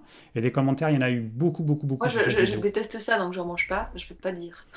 Mais du coup, tu vois, j'ai commencé avec ça. Et après, le confit de canard, c'est un truc qu'on digère hyper mal. Alors moi, j'ai une famille en Dordogne, donc c'est un truc que je mange depuis que je suis gamin. Le confit de canard, le bourguignon, tous ces trucs, en fait, j'ai remarqué que si je mange un steak haché ou je sais pas quelle viande de bœuf cuit comme il faut, ça se digère mais comme une lettre à la poste. Si je mange une viande qui a beaucoup cuit, mais il me faut 3 plombes.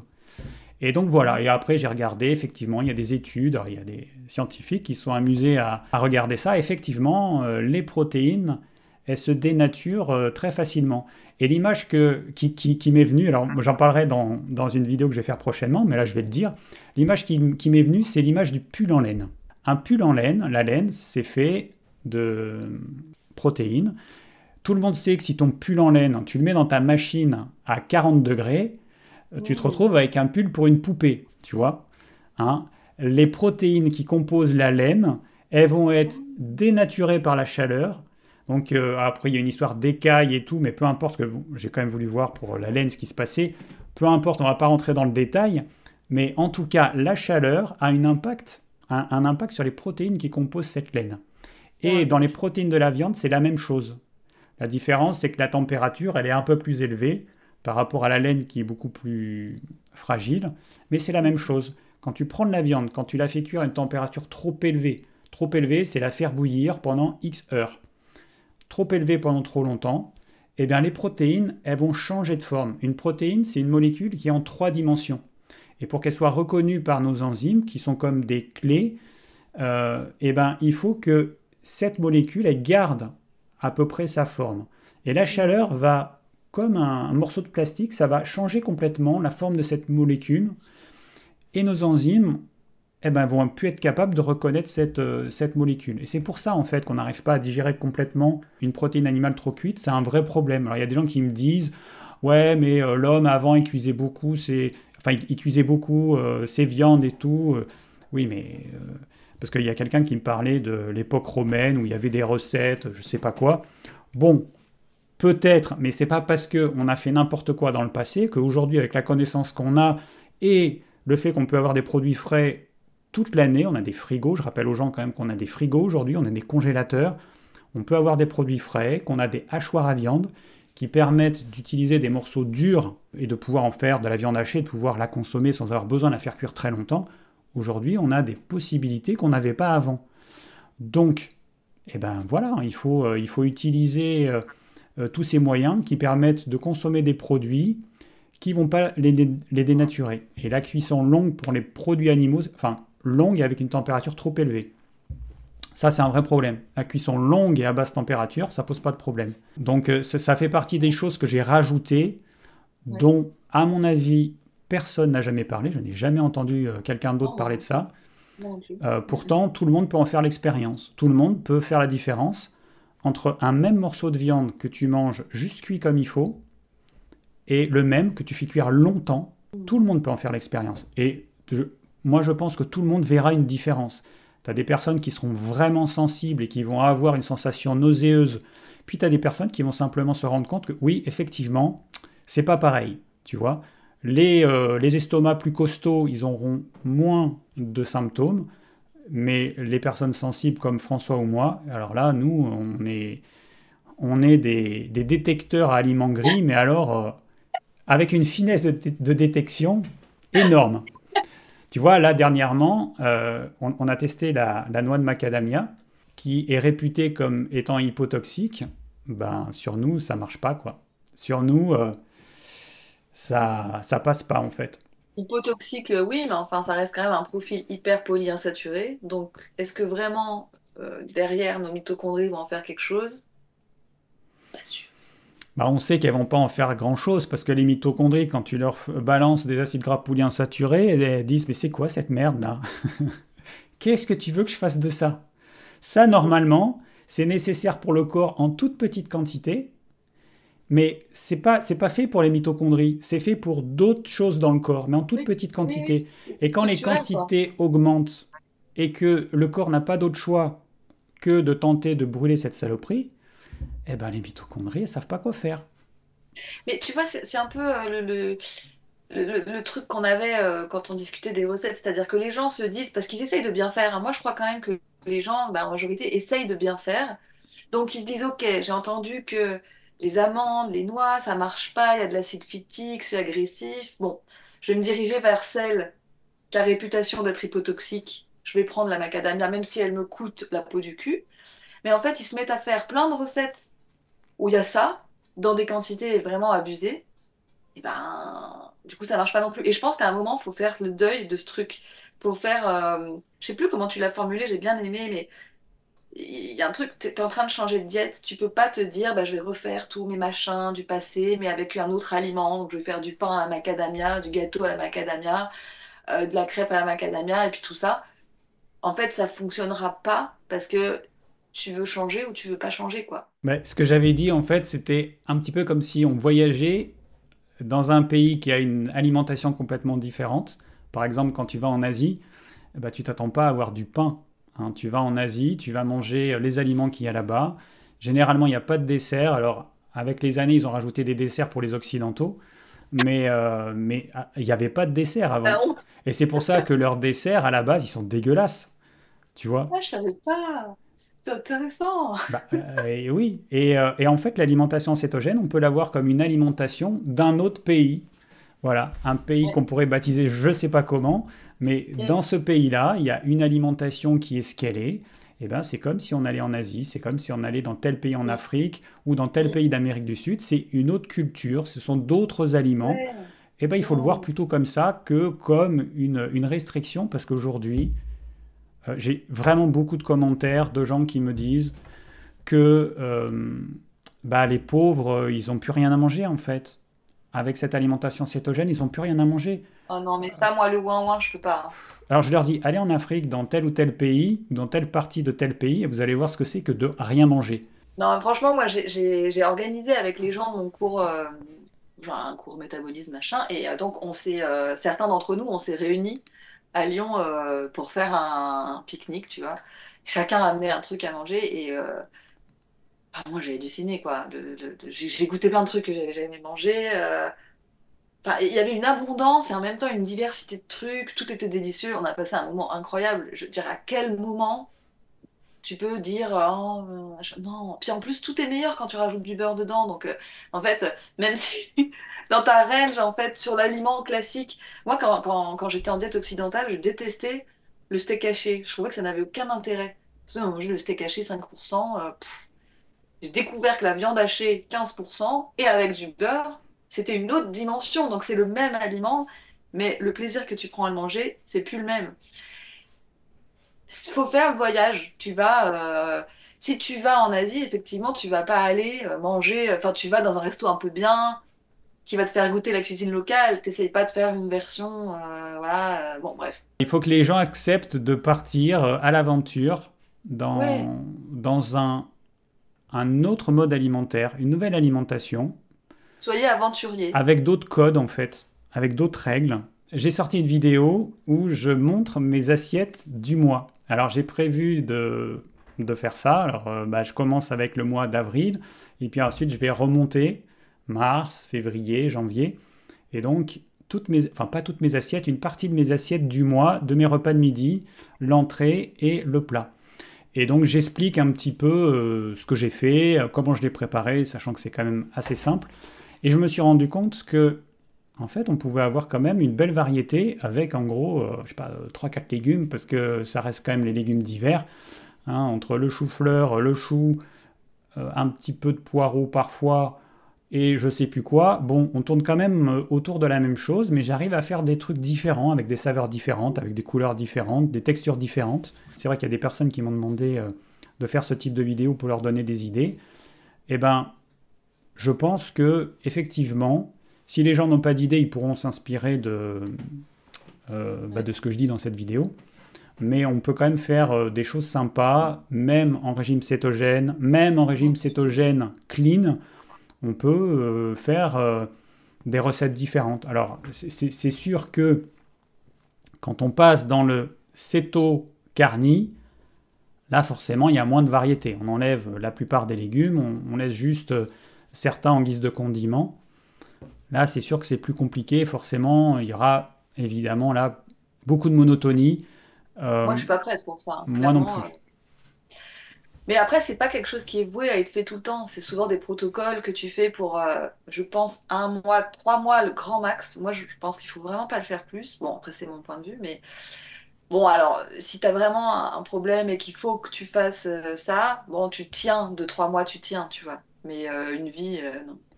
Oui, moi je le vois comme ça. Et pour l'instant, je me vois pas faire du cétogène toute l'année parce que je pense que j'arriverai pas à tenir l'été, tout simplement à cause des fruits. Je pense que j'aurai envie de manger un petit peu de fruits, mais avec la conscience que j'ai du côté, mon corps il aime pas trop les fruits, je ferai quand même attention. Donc je vais voir comment je vais faire cet été. Mais en tout cas, pour l'instant, je me dis un petit peu de fruits l'été. Alors les féculents, tout ça, j'en mange pas, hein. Il y aura juste si j'ajoute des glucides, ce sera un petit peu de fruits. Et puis par contre, l'hiver, je vais rester dans le cétogène. Donc moi, pour l'instant, ça va être plutôt ça, à mon avis, que je vais arriver à faire. Et c'est vrai que le céto-carnivore, je le vois comme un outil. Alors je sais qu'il y en a qui font ça sur le long terme, mais c'est clair que la plupart des gens, ils ne pourront pas. Ils n'y arriveront pas. Mais un outil, par contre, à faire pendant quelques semaines, enfin à utiliser pendant quelques semaines ou quelques mois, ouais, je pense que là, ça peut être vraiment intéressant. Et puis quand tu sais que tu fais quelque chose qui est quand même assez restrictif, mais sur une période qui est définie, c'est pas la même chose que quand tu te dis, je dois oublier tel et tel aliment et je dois le faire toute ma vie. C'est pas du tout la même chose au niveau psychologique. Enfin, ça dépend d'où on vient aussi, mais bon, moi j'ai quand même je fais partie des personnes qui ont nombreuses, hein, qui ont une historique de troubles du comportement alimentaire et tout ça. Donc moi je cherche quand même aussi de l'apaisement dans mon rapport à la nourriture. Alors il y en a qui vont dire ah ouais, tu cherches de l'apaisement, tu fais une diète restrictive, mais en fait moi j'ai besoin d'avoir un confort énergétique, un confort que m'apporte le cétogène, mais j'ai besoin, et c'est pas si facile à trouver, d'avoir quand même du plaisir dans mon alimentation et d'avoir aussi du fun des fois un peu, enfin, et d'avoir vraiment quelque chose. Donc, si je vais vers quelque chose qui est trop déréglé, enfin, qui est trop restrictif ou rébarbatif, comme ce que moi je perçois du carnivore, je pense que mes problèmes vont revenir. Donc, j'ai besoin de rester sur quelque chose qui est métaboliquement sain pour moi, mais qui en même temps fait que dans mon rapport à la nourriture, c'est aussi, ça va. Donc ça, c'est quelque chose d'assez fin que chacun doit trouver pour lui. C'est indispensable que chacun se connaisse un minimum pour arriver à voir où il peut aller et où il doit impérativement éviter d'aller. Parce que, par exemple, moi, j'ai fait du jeûne intermittent avec un repas par jour pendant plusieurs années. Et ça a entraîné chez moi de l'hyperphagie. Alors je ne parle pas des déséquilibres métaboliques, des déséquilibres du système hormonal, juste de l'hyperphagie que je n'ai jamais eu de ma vie. Moi, je ne suis pas un tempérament au trouble du comportement alimentaire. Et j'ai eu le cas de patients, hommes, parce que chez les femmes, c'est plus fréquent les troubles du comportement alimentaire, à cause de la pression de la société, du poids et tout ça. Chez les hommes, c'est plus rare. Et c'était un tempérament un peu comme moi, qui a jamais eu de problème avec l'alimentation. Il mange, j'ai faim, je mange, j'ai pas faim, je mange pas, pas de grignotage et tout. Vraiment quelqu'un comme moi, enfin avec le même rapport avec l'alimentation, et lui aussi hyperphagie après la mise en place un repas par jour. Et là, je me suis rendu compte que c'était un problème parce que ça génère vraiment, enfin ça a généré un trouble du comportement alimentaire chez quelqu'un qui n'en avait pas avant. Donc ça, j'ai testé et du coup maintenant je partage cette expérience pour dire aux gens, attention, si vous voulez faire ça, il y a quand même un gros risque, il y a ça, et après il y a déséquilibre du système hormonal, déséquilibre du métabolisme, il y a plein de choses en fait. C'est pas, les gens ils oublient que entre des humains qui à une certaine époque n'avaient pas de quoi manger, n'avaient pas suffisamment à manger, qui n'avaient pas le choix, c'est pas la même chose que nous qui allons pratiquer un repas par jour, allons peut-être crever la dalle le soir et on va, ou le matin, enfin ça dépend à quel moment on fait notre repas, alors qu'on sait qu'on a les placards qui sont remplis de nourriture. Il y a vraiment un truc, tu vois, on est en train de dérégler quelque chose qui n'est pas du tout sain. C'est pas sain de s'empêcher de manger alors qu'on a vraiment faim. Et moi, c'est quand j'ai commencé à me rendre compte que sauter le petit déjeuner, donc faire le jeûne intermittent en faisant sauter le petit déjeuner, eh ben, je m'en suis rendu compte durant cet hiver où je me suis dit, il y a un truc qui n'est pas normal parce que je me lève, j'ai faim le matin, je me retiens de ne pas manger jusqu'à midi, mais je crève la dalle. Je me suis dit, mais c'est pas possible en fait, ça peut pas être sain ce truc.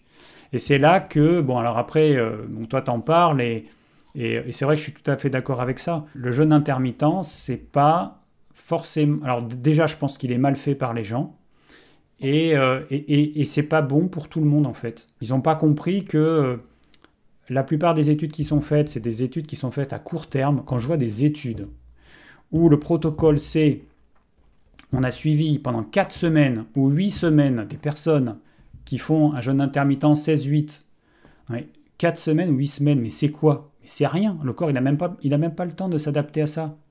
Et que on va se baser sur les résultats d'études sur 1 ou 2 mois, mais c'est n'importe quoi, alors que les gens ils vont le faire pendant des années.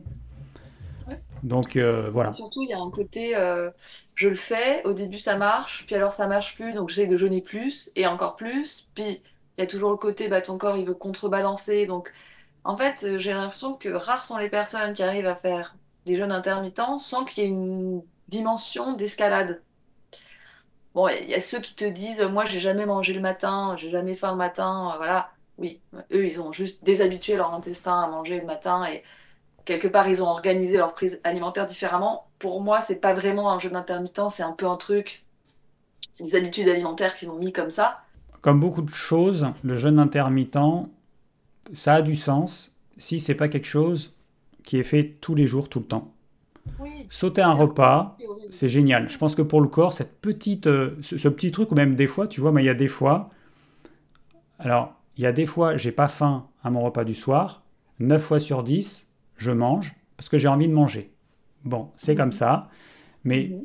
par contre, les rares fois où je le fais pas, où je mange pas, je m'en sens beaucoup mieux, je dors mieux, et après le lendemain, j'ai vraiment faim le matin, enfin j'ai encore plus faim le matin, et du C'est super coup, agréable, du coup. voilà, mais c'est juste que mon corps, il me dit, ben là, tu vois, là, alors c'est un truc que j'ai pas digéré du repas du matin, ou c'est parce que je suis fatigué, ou parce que peut-être que mon corps, il a eu trop de macros, trop de je sais pas quoi, il a besoin d'une petite pause, ou mon système digestif, il a besoin d'une petite pause. Il y a plein de raisons pour lesquelles je n'ai pas faim, et je devrais pas manger. Mais là, du coup, c'est pas un jeûne intermittent, c'est juste j'écoute mon corps. Enfin, moi, je ne vois pas comme du jeûne intermittent.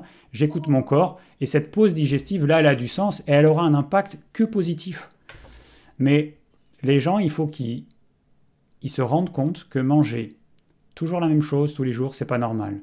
que sauter un repas tous les jours, c'est pas normal. Tu vois, par exemple, la quantité de protéines animales. Il n'y a aucun animal qui va manger 100 grammes de viande tous les jours, tu vois, parce que t'en as qui pèsent, hein. T'en as qui pèsent ce qu'ils mangent et ils mangent, tu vois, au gramme près. Moi, ma vision des choses, c'est je sais à peu près la quantité dont j'ai besoin. J'ai déjà pesé, j'ai vu visuellement à peu près à quoi ça correspond. Donc je sais que c'est mon objectif. Mais il y a des jours où j'aurais envie de manger plus. Il y aura des jours où j'aurais peut-être envie de manger un petit peu moins. Et du coup, jour après jour, ça fluctue. Alors on reste autour de quelque chose, hein, autour de quelque chose à peu près correct. Je ne vais pas passer de 150 grammes de viande à 300 ou 400 grammes de viande. Enfin, ça, c'est pas possible.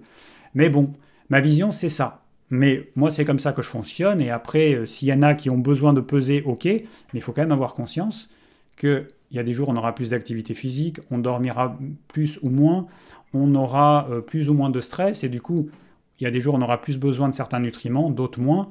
Et que la logique, si on arrivait à aller plus vers nos instincts, ce serait de tenter de s'adapter à ce dont notre corps a vraiment besoin, d'être à l'écoute de ce dont notre corps a vraiment besoin, et puis de faire varier sensiblement les quantités. Pas rester figé dans tant de grammes de lipides, 30 grammes de protéines. Je suis entièrement d'accord, mais ça nécessite d'être arrivé à un certain degré de santé où tu peux commencer à te faire confiance parce que je pense que quand les gens sont trop en mauvaise santé, qu'ils sont en plein d'une diète occidentale, que les hormones sont complètement machin, ben, en fait, ta connexion à toi et à ce que ton corps t'envoie, je sais pas si tu vois, typiquement, l'exemple, c'est quelqu'un qui a la glycémie déréglée, bah, forcément, ça monte, ça descend. Quand ça descend, tu as envie de sucre. Est-ce que pour autant, cette envie-là, elle est bonne à suivre? Et est-ce qu'il faudrait pas plutôt manger quelque chose qui stabilise la glycémie? Donc, pour moi, en fait, pouvoir avoir cette finesse d'écouter ces signaux-là, ça demande déjà d'être à un certain niveau de santé. Et parfois, tu es obligé de passer par une phase où tu régimentes un peu, effectivement, en pesant et tout, parce que tu retrouves un équilibre avant, quoi. Alors c'est vrai que toi, comme tu coaches les personnes, tu te retrouves face à des personnes justement qui ont ce type de difficultés, Mm. et que moi, je parle pour moi déjà, évidemment, et ce qui me convient pas aux autres forcément, ça c'est évident. Mais oui, mais c'est vrai que je suis tout à fait d'accord avec toi. Beaucoup de gens, en fait, ils ont besoin d'avoir des repères, c'est absolument indispensable. Et sans ça, ils sont perdus. Et aujourd'hui, on n'est pas dans un monde où on écoute nos émotions, où on écoute nos sensations corporelles. En fait, on est connecté de toutes les parties sensibles, aussi bien physiques que plus subtiles, les émotions. On est coupé de tout ça. Et pour les gens, quand je leur dis d'essayer d'être connectés à leurs sensations, j'ai l'impression de parler chinois, en fait, tout simplement. Parce qu'ils ne savent pas comment faire. Ils comprennent la phrase, mais ils ne savent pas comment faire. Et c'est vrai qu'il y aurait beaucoup de choses à faire de ce côté-là.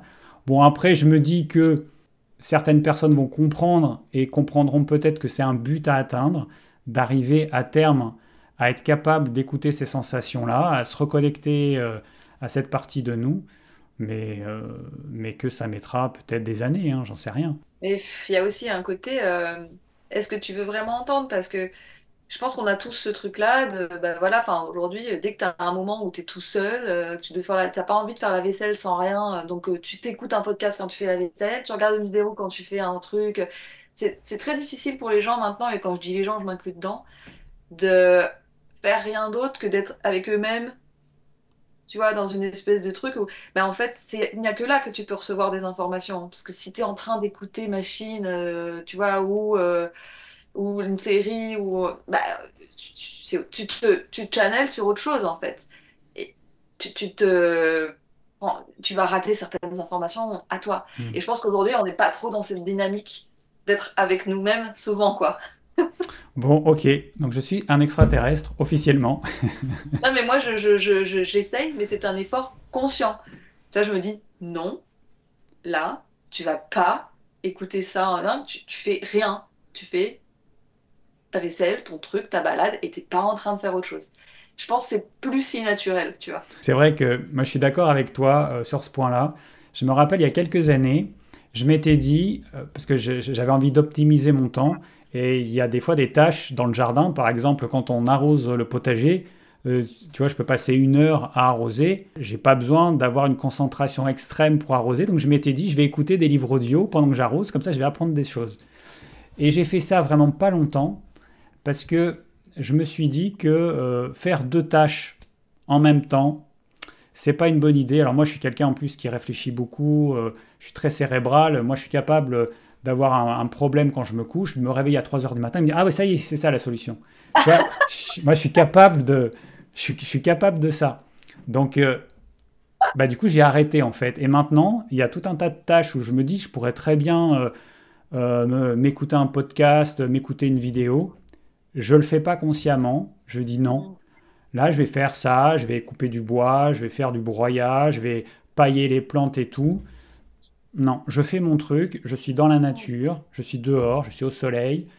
Et je suis dans cette activité-là. Et c'est vrai que j'avais trouvé les livres audio comme un truc pour optimiser ce temps, mais cette notion d'optimisation, il y a souvent un revers de la médaille, parce que ça veut dire quoi optimiser? On n'est pas des machines. Faire une activité en conscience, c'est ce que je dois faire en fait. Moi en tout cas, c'est ce que je dois faire, parce que c'est une pause, ça met mon mental en pause, ça m'évite de... Alors bon, je réfléchis quand même, mais bon. Oui, mais tu vois, la plupart des gens ont un problème de cortisol déréglé. La première des choses, c'est que quand tu multitâches, tu peux être sûr que tu fais monter ton cortisol parce qu'il y a trop de choses que tu dois gérer en même temps, surtout si en plus tu es une personne qui a tendance à cogite de base avec un seul truc.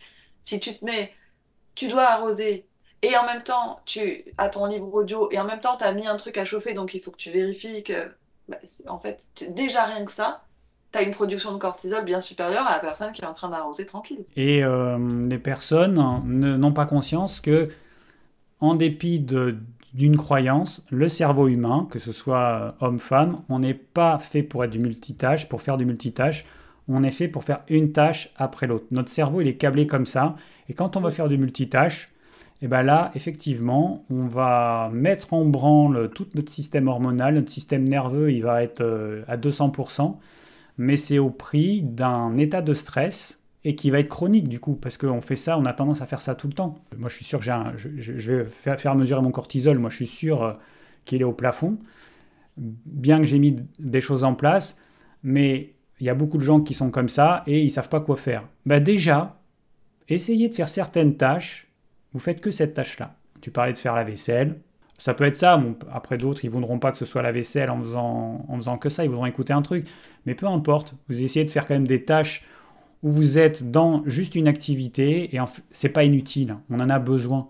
Il y a un côté, pensez-y sur cette façon, genre vous êtes quelqu'un d'un peu cool, il y a plein de gens qui aimeraient bien vous connaître et passer du temps avec vous. Vous avez plein d'opportunités dans la journée de passer du temps avec vous, mais vous préférez écouter des vidéos, enfin, Mm. En fait, moi des fois je suis obligée, mais enfin Camarata, t'es vraiment cool. C'est bien de passer du temps avec toi. Enfin, genre, il y a un truc de pourquoi on veut pas passer du temps avec nous. Ouais, on est dans un monde qui va tellement vite, il y a trop d'informations, il y a trop de tout. Quand tu veux, tu vois, le simple fait, quand tu veux chercher un truc, un livre, un machin, mais tu as tellement de choix maintenant, mais c'est horrible. C'est horrible en fait. On a trop de choix, trop de Donc dans stimulation. le doute, choisissez-vous. Voilà, c'est la solution. Alors, on va finir dans cette partie sur toutes les choses sur lesquelles on est d'accord avec Johan dans le régime cétogène. Eh bien, c'est tout ce mode de vie cétogène. Hein, moi, j'avais beaucoup aimé le livre de Mark Sisson, Ma vie en mode céto. Donc là, dans ce livre, il est passé en alimentation cétogène, et alors que le livre dont tu parlais tout à l'heure, en début de vidéo, il n'était pas encore passé de l'autre côté. Et ce livre, je l'ai beaucoup aimé. Et il met le focus sur toutes ces choses. Alors, on est tous les deux d'accord sur le fait que il faut impérativement que notre rythme circadien y soit en accord avec le lever et le coucher du soleil. On est fait pour vivre à ce rythme-là. Donc ça, c'est absolument capital. Alors, il y a des gens qui ne peuvent pas. C'est clair que les gens qui travaillent la nuit, c'est compliqué. Ça va forcément impliquer des problèmes de santé parce que l'humain, il n'est pas fait pour être en activité la nuit et dormir le jour. Mais il y a aussi la protection contre la lumière bleue. Alors moi, parce que moi j'ai des lunettes, donc je suis obligé de mettre un petit clip, tu vois, pour mettre mes lunettes anti-lumière bleue. Alors je ne mets pas quand je fais mes vidéos parce que je trouve que ça fait pas joli, mais je devrais. La protection contre la lumière bleue, moi j'en ai pris conscience il y a, je sais plus combien d'années, je sais pas, peut-être 6 ans. J'en ai pris conscience il y a 6 ans. Et Super. à l'époque, c'était la problématique de la lumière bleue qui contient beaucoup plus d'énergie que la lumière rouge et qui va attaquer les cellules de notre rétine. Donc le risque, c'est de devenir aveugle. Et j'ai quelqu'un dans ma belle famille, un jeune adolescent, donc un ami du frère de François, qui a des problèmes apparemment qui sont liés à ça. Donc c'est un gamin dont le père il travaille dans le monde du jeu vidéo et le gamin depuis qu'il est tout petit il a un écran toujours devant les yeux. Et Wow. donc là en adolescent, en tant qu'adolescent, il risque de perdre sa vue. Et tu sais que dans les écoles, maintenant, ils ont tous des tablettes, les gosses. Il y a des écrans au mur en plus et tout. Enfin, moi, je me dis, putain, les pauvres, eux, ils vont galérer, hein. Ouais. La lumière bleue qui va agir sur notre rétine en la détruisant petit à petit. Et puis il y a la lumière bleue en excès, puisqu'on en a besoin. Dans le soleil, on a de la lumière bleue évidemment. Mais cette lumière bleue en excès, elle va entraîner une diminution de la production de mélatonine, ce qui va entraîner des difficultés d'endormissement ou un mauvais sommeil. Donc ça, c'est un autre Génial. problème. Et puis juste un cortisol qui est déréglé tout le temps, quoi. Et ça, comme c'est un gros facteur d'inflammation et de prise de poids, ben, on peut faire parfois des diètes aussi bien qu'on veut. Si ça, c'est pas régulé, de toute façon, c'est plus fort que ce que vous mangez, hein. C'est un système de régulation qui est au-delà, quoi. Oui, parce que ce qu'il faut comprendre, c'est que la lumière du soleil, quand elle a le plus de lumière bleue, c'est vers, je sais pas quelle heure, enfin ça dépend de l'année, mais autour de midi, 14 heures. Du coup, avoir une lumière bleue du matin au soir fait croire à notre corps qu'on est toujours, il est toujours midi à peu près. Et effectivement, le cortisol qu'on appelle aussi, enfin moi j'appelle aussi l'hormone de l'activité, parce que on parle d'hormone du stress, mais c'est quand c'est en excès, mais c'est plutôt l'hormone de l'activité. C'est une hormone qu'on produit naturellement sur le petit matin pour pour nous préparer à l'activité, et puis qu'on produit moins en fin de journée pour nous préparer au repos. Et donc cette hormone de l'activité, bah, elle va être à fond du matin au soir si on apporte le stimuli qui a été mis en place par notre corps, c'est la lumière qui nous arrive dans les yeux. Et donc notre corps, il sait que quand il y a beaucoup de lumière bleue, il est midi, mais c'est pas normal qu'il soit midi, du matin au soir. Et puis le soir quand il fait nuit. Ça c'est clair que c'est un vrai problème. Donc le cortisol, il va être à fond. Donc cette lumière bleue, c'est un problème. C'est impératif aussi de s'exposer au soleil, de passer du temps à l'extérieur. Bon, évidemment, idéalement dans la nature, hein, c'est le mieux si on peut. Ça, c'est absolument essentiel. Et puis, bah, il y a aussi, alors bon, moi j'ai fait une petite formation de géobiologie, donc j'ai été sensible à la pollution des ondes électromagnétiques. Et là aussi, il y a des études qui ont bien démontré le stress qui était généré par toute cette pollution électromagnétique. Donc, tout ce qui fonctionne à l'électricité produit un champ électrique ou magnétique ou les deux. Alors, il y a des champs électromagnétiques naturels, on est fait pour, il n'y a pas de problème, parce qu'en fait, ce sont des champs qui ne bougent pas. Et tous les champs électromagnétiques qui sont fabriqués par l'homme, ce sont des champs qui changent tout le temps. C'est une vibration, ça passe d'un état à un autre, tout le temps, tout le temps. Alors, il y en a, ça va être 100 fois par seconde, d'autres, ça va être 1 million de fois par seconde, d'autres 10 milliards de fois par seconde.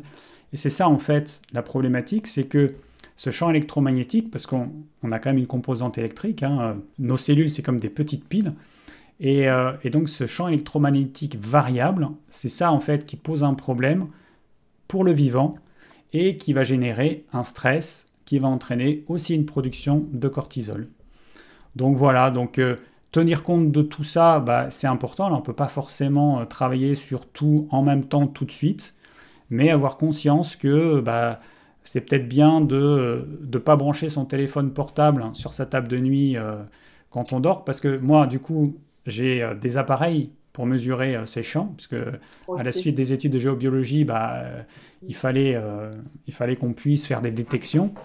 Ok, je t'ai Et c'est assez hallucinant de voir qu'il y a des champs, mais qui sont énormes parce que il y a des normes. Alors, c'est les normes allemandes qu'on utilise en géobiologie française parce que les normes françaises, c'est comme s'il n'y avait pas de normes tellement elles sont trop élevées, elles n'ont aucun intérêt. Donc, on utilise les normes allemandes. Et effectivement, il y a des fois, on est 100 fois supérieur aux normes en fait. Moi, je me suis même dit à un moment donné, je vais arrêter de regarder trop parce que je regardais une fois, j'ai vu, j'ai compris, je sais ce qu'il faut éviter, mais j'arrête de trop parce que c'est stressant. Mais en fait, on ne peut pas tout faire. Par contre, l'endroit où on dort, c'est important qu'on fasse quelque chose. Et Exactement.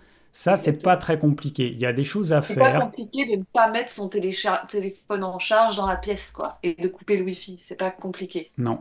Et puis maintenant, je pense que toutes les box proposent un Wi-Fi planifié. Donc tu Oui, programmes ça, tu dis de telle heure à telle heure, il est coupé. Moi, j'ai une prise télécommandée sur la box. Le soir, je l'éteins. Mais si jamais un soir j'oublie de l'éteindre, je sais que mon Wi-Fi sera désactivé de, je sais plus, de 22h30 à 7h du matin, par exemple. tu sais qu'il y a des gens qui dorment avec le wifi allumé, la 4G allumée, et le téléphone qui continue à vibrer pendant la nuit. C'est OK, quoi. Et en charge, à côté de la table de nuit, quoi, là. Mais en fait, frérot, non! Au moins, les personnes qui sont pas sensibles à ça sauront maintenant que peut-être qu'il y a quelque chose à faire. Parce que franchement, faire charger son téléphone la nuit ailleurs que sur sa table de nuit, je pense que c'est quand même pas surhumain, hein. Il y a quand même... voilà, je pense que les gens, ils peuvent faire ça. Voilà, évitez d'avoir une rallonge électrique qui passe sous votre lit. Même si les appareils sont éteints la nuit, cette Ouais. rallonge, elle va émettre un champ électrique. Retenez juste que tout ce qui est électrique, les câbles, les appareils, ça ne doit pas être près de votre tête quand vous dormez ou sous Mhm. votre lit. Voilà. Mhm. Si déjà vous avez compris ça, c'est déjà génial. Et si vous arrivez à mettre ça en pratique, vous allez limiter un stress qui est extrêmement important. Parce que la nuit, on est beaucoup plus sensible à ces champs électromagnétiques que la journée. Oui, Donc parce que c'est déjà, notre temps de c'est bien. réparation. Le dernier point, c'est le sommeil. Le sommeil, il faut quand même qu'il soit de qualité. Alors moi, je sais de quoi je parle parce que j'ai un sommeil très mauvais depuis quelques années, avec des périodes où il est très mauvais et d'autres périodes où il est moyen. Donc j'ai bien conscience que le sommeil, c'est important et que dans certains cas, eh ben, c'est pas simple de retrouver le sommeil parce que il peut y avoir des problèmes physiques et il peut y avoir la tête. Et moi, j'ai souvent la tête qui me pose problème parce que quand tu te réveilles la nuit, tu comprends pas pourquoi tu n'arrives pas à te rendormir. C'est ce qui m'arrive des fois. Et le problème, c'est que des fois, je me réveille plusieurs fois dans la nuit avec des difficultés à me rendormir parce que tu peux te réveiller 3 fois dans la nuit, mais si tu te rendors et que tu t'en rends quasiment pas compte, ça aura un impact plus faible. Mais quand tu mets une demi-heure, 1 heure à te rendormir à chaque fois, là, c'est compliqué. Bien sûr. Je pense qu'il faut vraiment que les gens se rendent compte parce que c'est vraiment une idée reçue de... Moi, j'ai déjà eu plusieurs fois hein, en coaching des gens qui me disaient, je suis insomniaque depuis que je suis enfant, je ne dors pas et j'ai réussi à les refaire dormir des nuits complètes. C'est de loin ma plus grande fierté, bien au-delà des choses de céto-adaptation et tout ça, parce que quelle que soit votre diète, si vous avez besoin de réparer un organe ou enfin faire tous les process dont le corps a besoin, ben, en fait, c'est plus fort l'outil sommeil que l'outil diète. Donc, mais je voudrais vraiment que les personnes qui doutent de ça ne soient pas dans une dynamique intellectuelle de se dire, oh, mais moi j'ai toujours été insomniaque, donc il n'y a pas de solution. C'est juste que jusqu'à présent, ce que vous avez essayé, c'était pas forcément les outils les plus pertinents. Et continuez de chercher parce qu'il y a moyen. Et l'outil principal qu'on utilise pour les personnes qui ont un sommeil vraiment déréglé, ben, c'est travailler sur le cortisol et le cycle circadien qu'a dit David. Mais après, une personne qui a vraiment besoin de restructurer son cycle circadien, c'est un peu autre chose que juste se balader 1 heure par jour. Mais en tout cas, il n'y a pas de fatalité. On peut dormir. Après avoir lu quelques livres sur le sommeil, j'ai mieux compris ce qui pouvait poser problème et j'ai compris évidemment, comme beaucoup de gens, j'avais un rythme qui était mauvais avec trop de stress le soir, trop de stimulation plutôt que stress, je vais dire stimulation, trop de stimulation le Mhm. soir et Mhm. que ta nuit de sommeil, tu la prépares 2 heures avant d'aller te coucher. Et Et tu la donc, prépares le matin. normalement, voilà, normalement, c'est dès que tu te lèves, tu, tu prépares pour le soir, en fait. 40% de ta mélatonine est pas produite en fonction de ce qui se passe dans l'obscurité, machin, de ta routine du soir. Elle est produite 12 heures après que tu aies vu les premières UVA de ta journée. Donc si tes premières UVA, tu les as vues à 8 heures, 12 heures après, tu as 40% de mélatonine qui est sécrétée, quelles que soient les activités qui est fait, même si tu étais en train de faire des jeux vidéo au casino, tu vois, enfin des machines à sous au casino. Tes 60 autres pourcents de mélatonine, ils vont être liés à ta routine. Mais déjà, en fait, euh, ça te montre que oui, ta nuit, ça commence le matin. Et la personne qui sort de chez elle pour la première fois de la journée à midi, bah du coup, 12 heures après midi, c'est minuit. Ça veut dire que ces 40% de mélatonine, ils vont arriver, mais un peu tard. Elle a raté la fenêtre hyper importante des heures avant minuit. Donc ouais, en fait, c'est la journée qu'on fait ça la nuit. Ouais, ouais, c'est juste. Ben, ça me fait penser qu'il faudra qu'on fasse une vidéo là-dessus, hein, sur le rythme circadien, parce qu'il y a tellement de choses à dire. Et toi, tu Ouais. as quand même bien travaillé ce Moi, ça m'a sujet-là. passionné, hein. Ça m'a happé, vraiment, j'ai appris vraiment beaucoup et du coup, j'ai beaucoup de regrets sur le fait que, comme dans beaucoup de livres sur l'alimentation, on te dit ouais, c'est bien de passer du temps dehors, frérot, euh, mais no specifics, c'est bien que tu travailles ton sommeil, no specifics, c'est bien, tu vois, et en fait, je regrette d'être tombée dans ce pattern-là. Parce qu'en fait, dire aux gens faut améliorer son sommeil sans leur donner les vrais outils pour le faire, bah, c'est un peu des magots, quoi, tu vois. Puis donc, Mm. si c'était à refaire, ça, c'est quelque chose que j'aimerais refaire. C'est donner vraiment plus d'outils aux gens, mais en même temps, quand tu es en train de travailler ta phase d'adaptation, tu peux pas être sur tous les fronts non plus. T'es pas en train de faire ton rythme circadien, et en train de faire ton sommeil, et en train de faire, tu vois, donc il y a un temps pour tout, quoi. Voilà. Oui, mais après, il faut le voir sur le long terme, parce que là, encore une fois, le but, c'est la santé. Que de toute Ouais, façon, les problèmes de santé, plus on est déséquilibré, plus ils vont arriver de façon précoce. Après, ça dépend de l'énergie en réserve de chacun, mais ça va arriver un jour, en fait. Un jour, on va avoir des problèmes de sommeil, un jour, on n'aura plus d'énergie, un jour, on va avoir tel ou tel problème de santé. Et l'idée, c'est, OK, on démarre en régime cétogène, il y a déjà beaucoup de choses à changer. Évidemment, on ne va pas tout changer d'un coup, mais bah, on a tout le temps, en fait. Quel que soit l'âge ouais, auquel on démarre dans notre régime ouais, cétogène, eh ben, ouais. on va faire notre période de céto-adaptation. On va prendre 3 mois, 6 mois, le temps qu'il faut. Et Donc il puis, faut. on va mettre en place certaines choses. D'autres, on va attendre un petit peu parce qu'on ne peut pas tout faire dès le début. Et puis, bah, que ça prenne un an, c'est pas important. Ce qui compte, c'est qu'on arrive à trouver un équilibre, à être en bonne santé. Parce que franchement, des gens en vraiment bonne santé, il y en a quand même pas beaucoup, hein. Ah oui, non, ils font pas les yeux, hein. Mais je pense que quand on est dans cette dynamique-là, ben en fait, on n'a jamais vraiment envie de s'arrêter. Enfin, t'es genre, quand tu commences à expérimenter un certain degré de truc, et ben t'as envie d'aller chercher autre chose et autre chose et autre chose, et c'est vachement stimulant ce mouvement-là, quoi. Bon, allez, on va arriver au terme de cette vidéo parce que ça fait déjà très longtemps qu'on parle. C'est agréable, mais à un moment donné, voilà, à un moment donné, il faut dire aux gens, bah, arrêtez, arrêtez avec les écrans. Alors, vous avez Même si c'est écouté, nous. non, vous avez écouté la vidéo jusqu'au bout, c'est parfait. Maintenant, vous arrêtez. Bon, en tout cas, c'était très sympa cette première vidéo. Bon, je m'en doutais en même temps.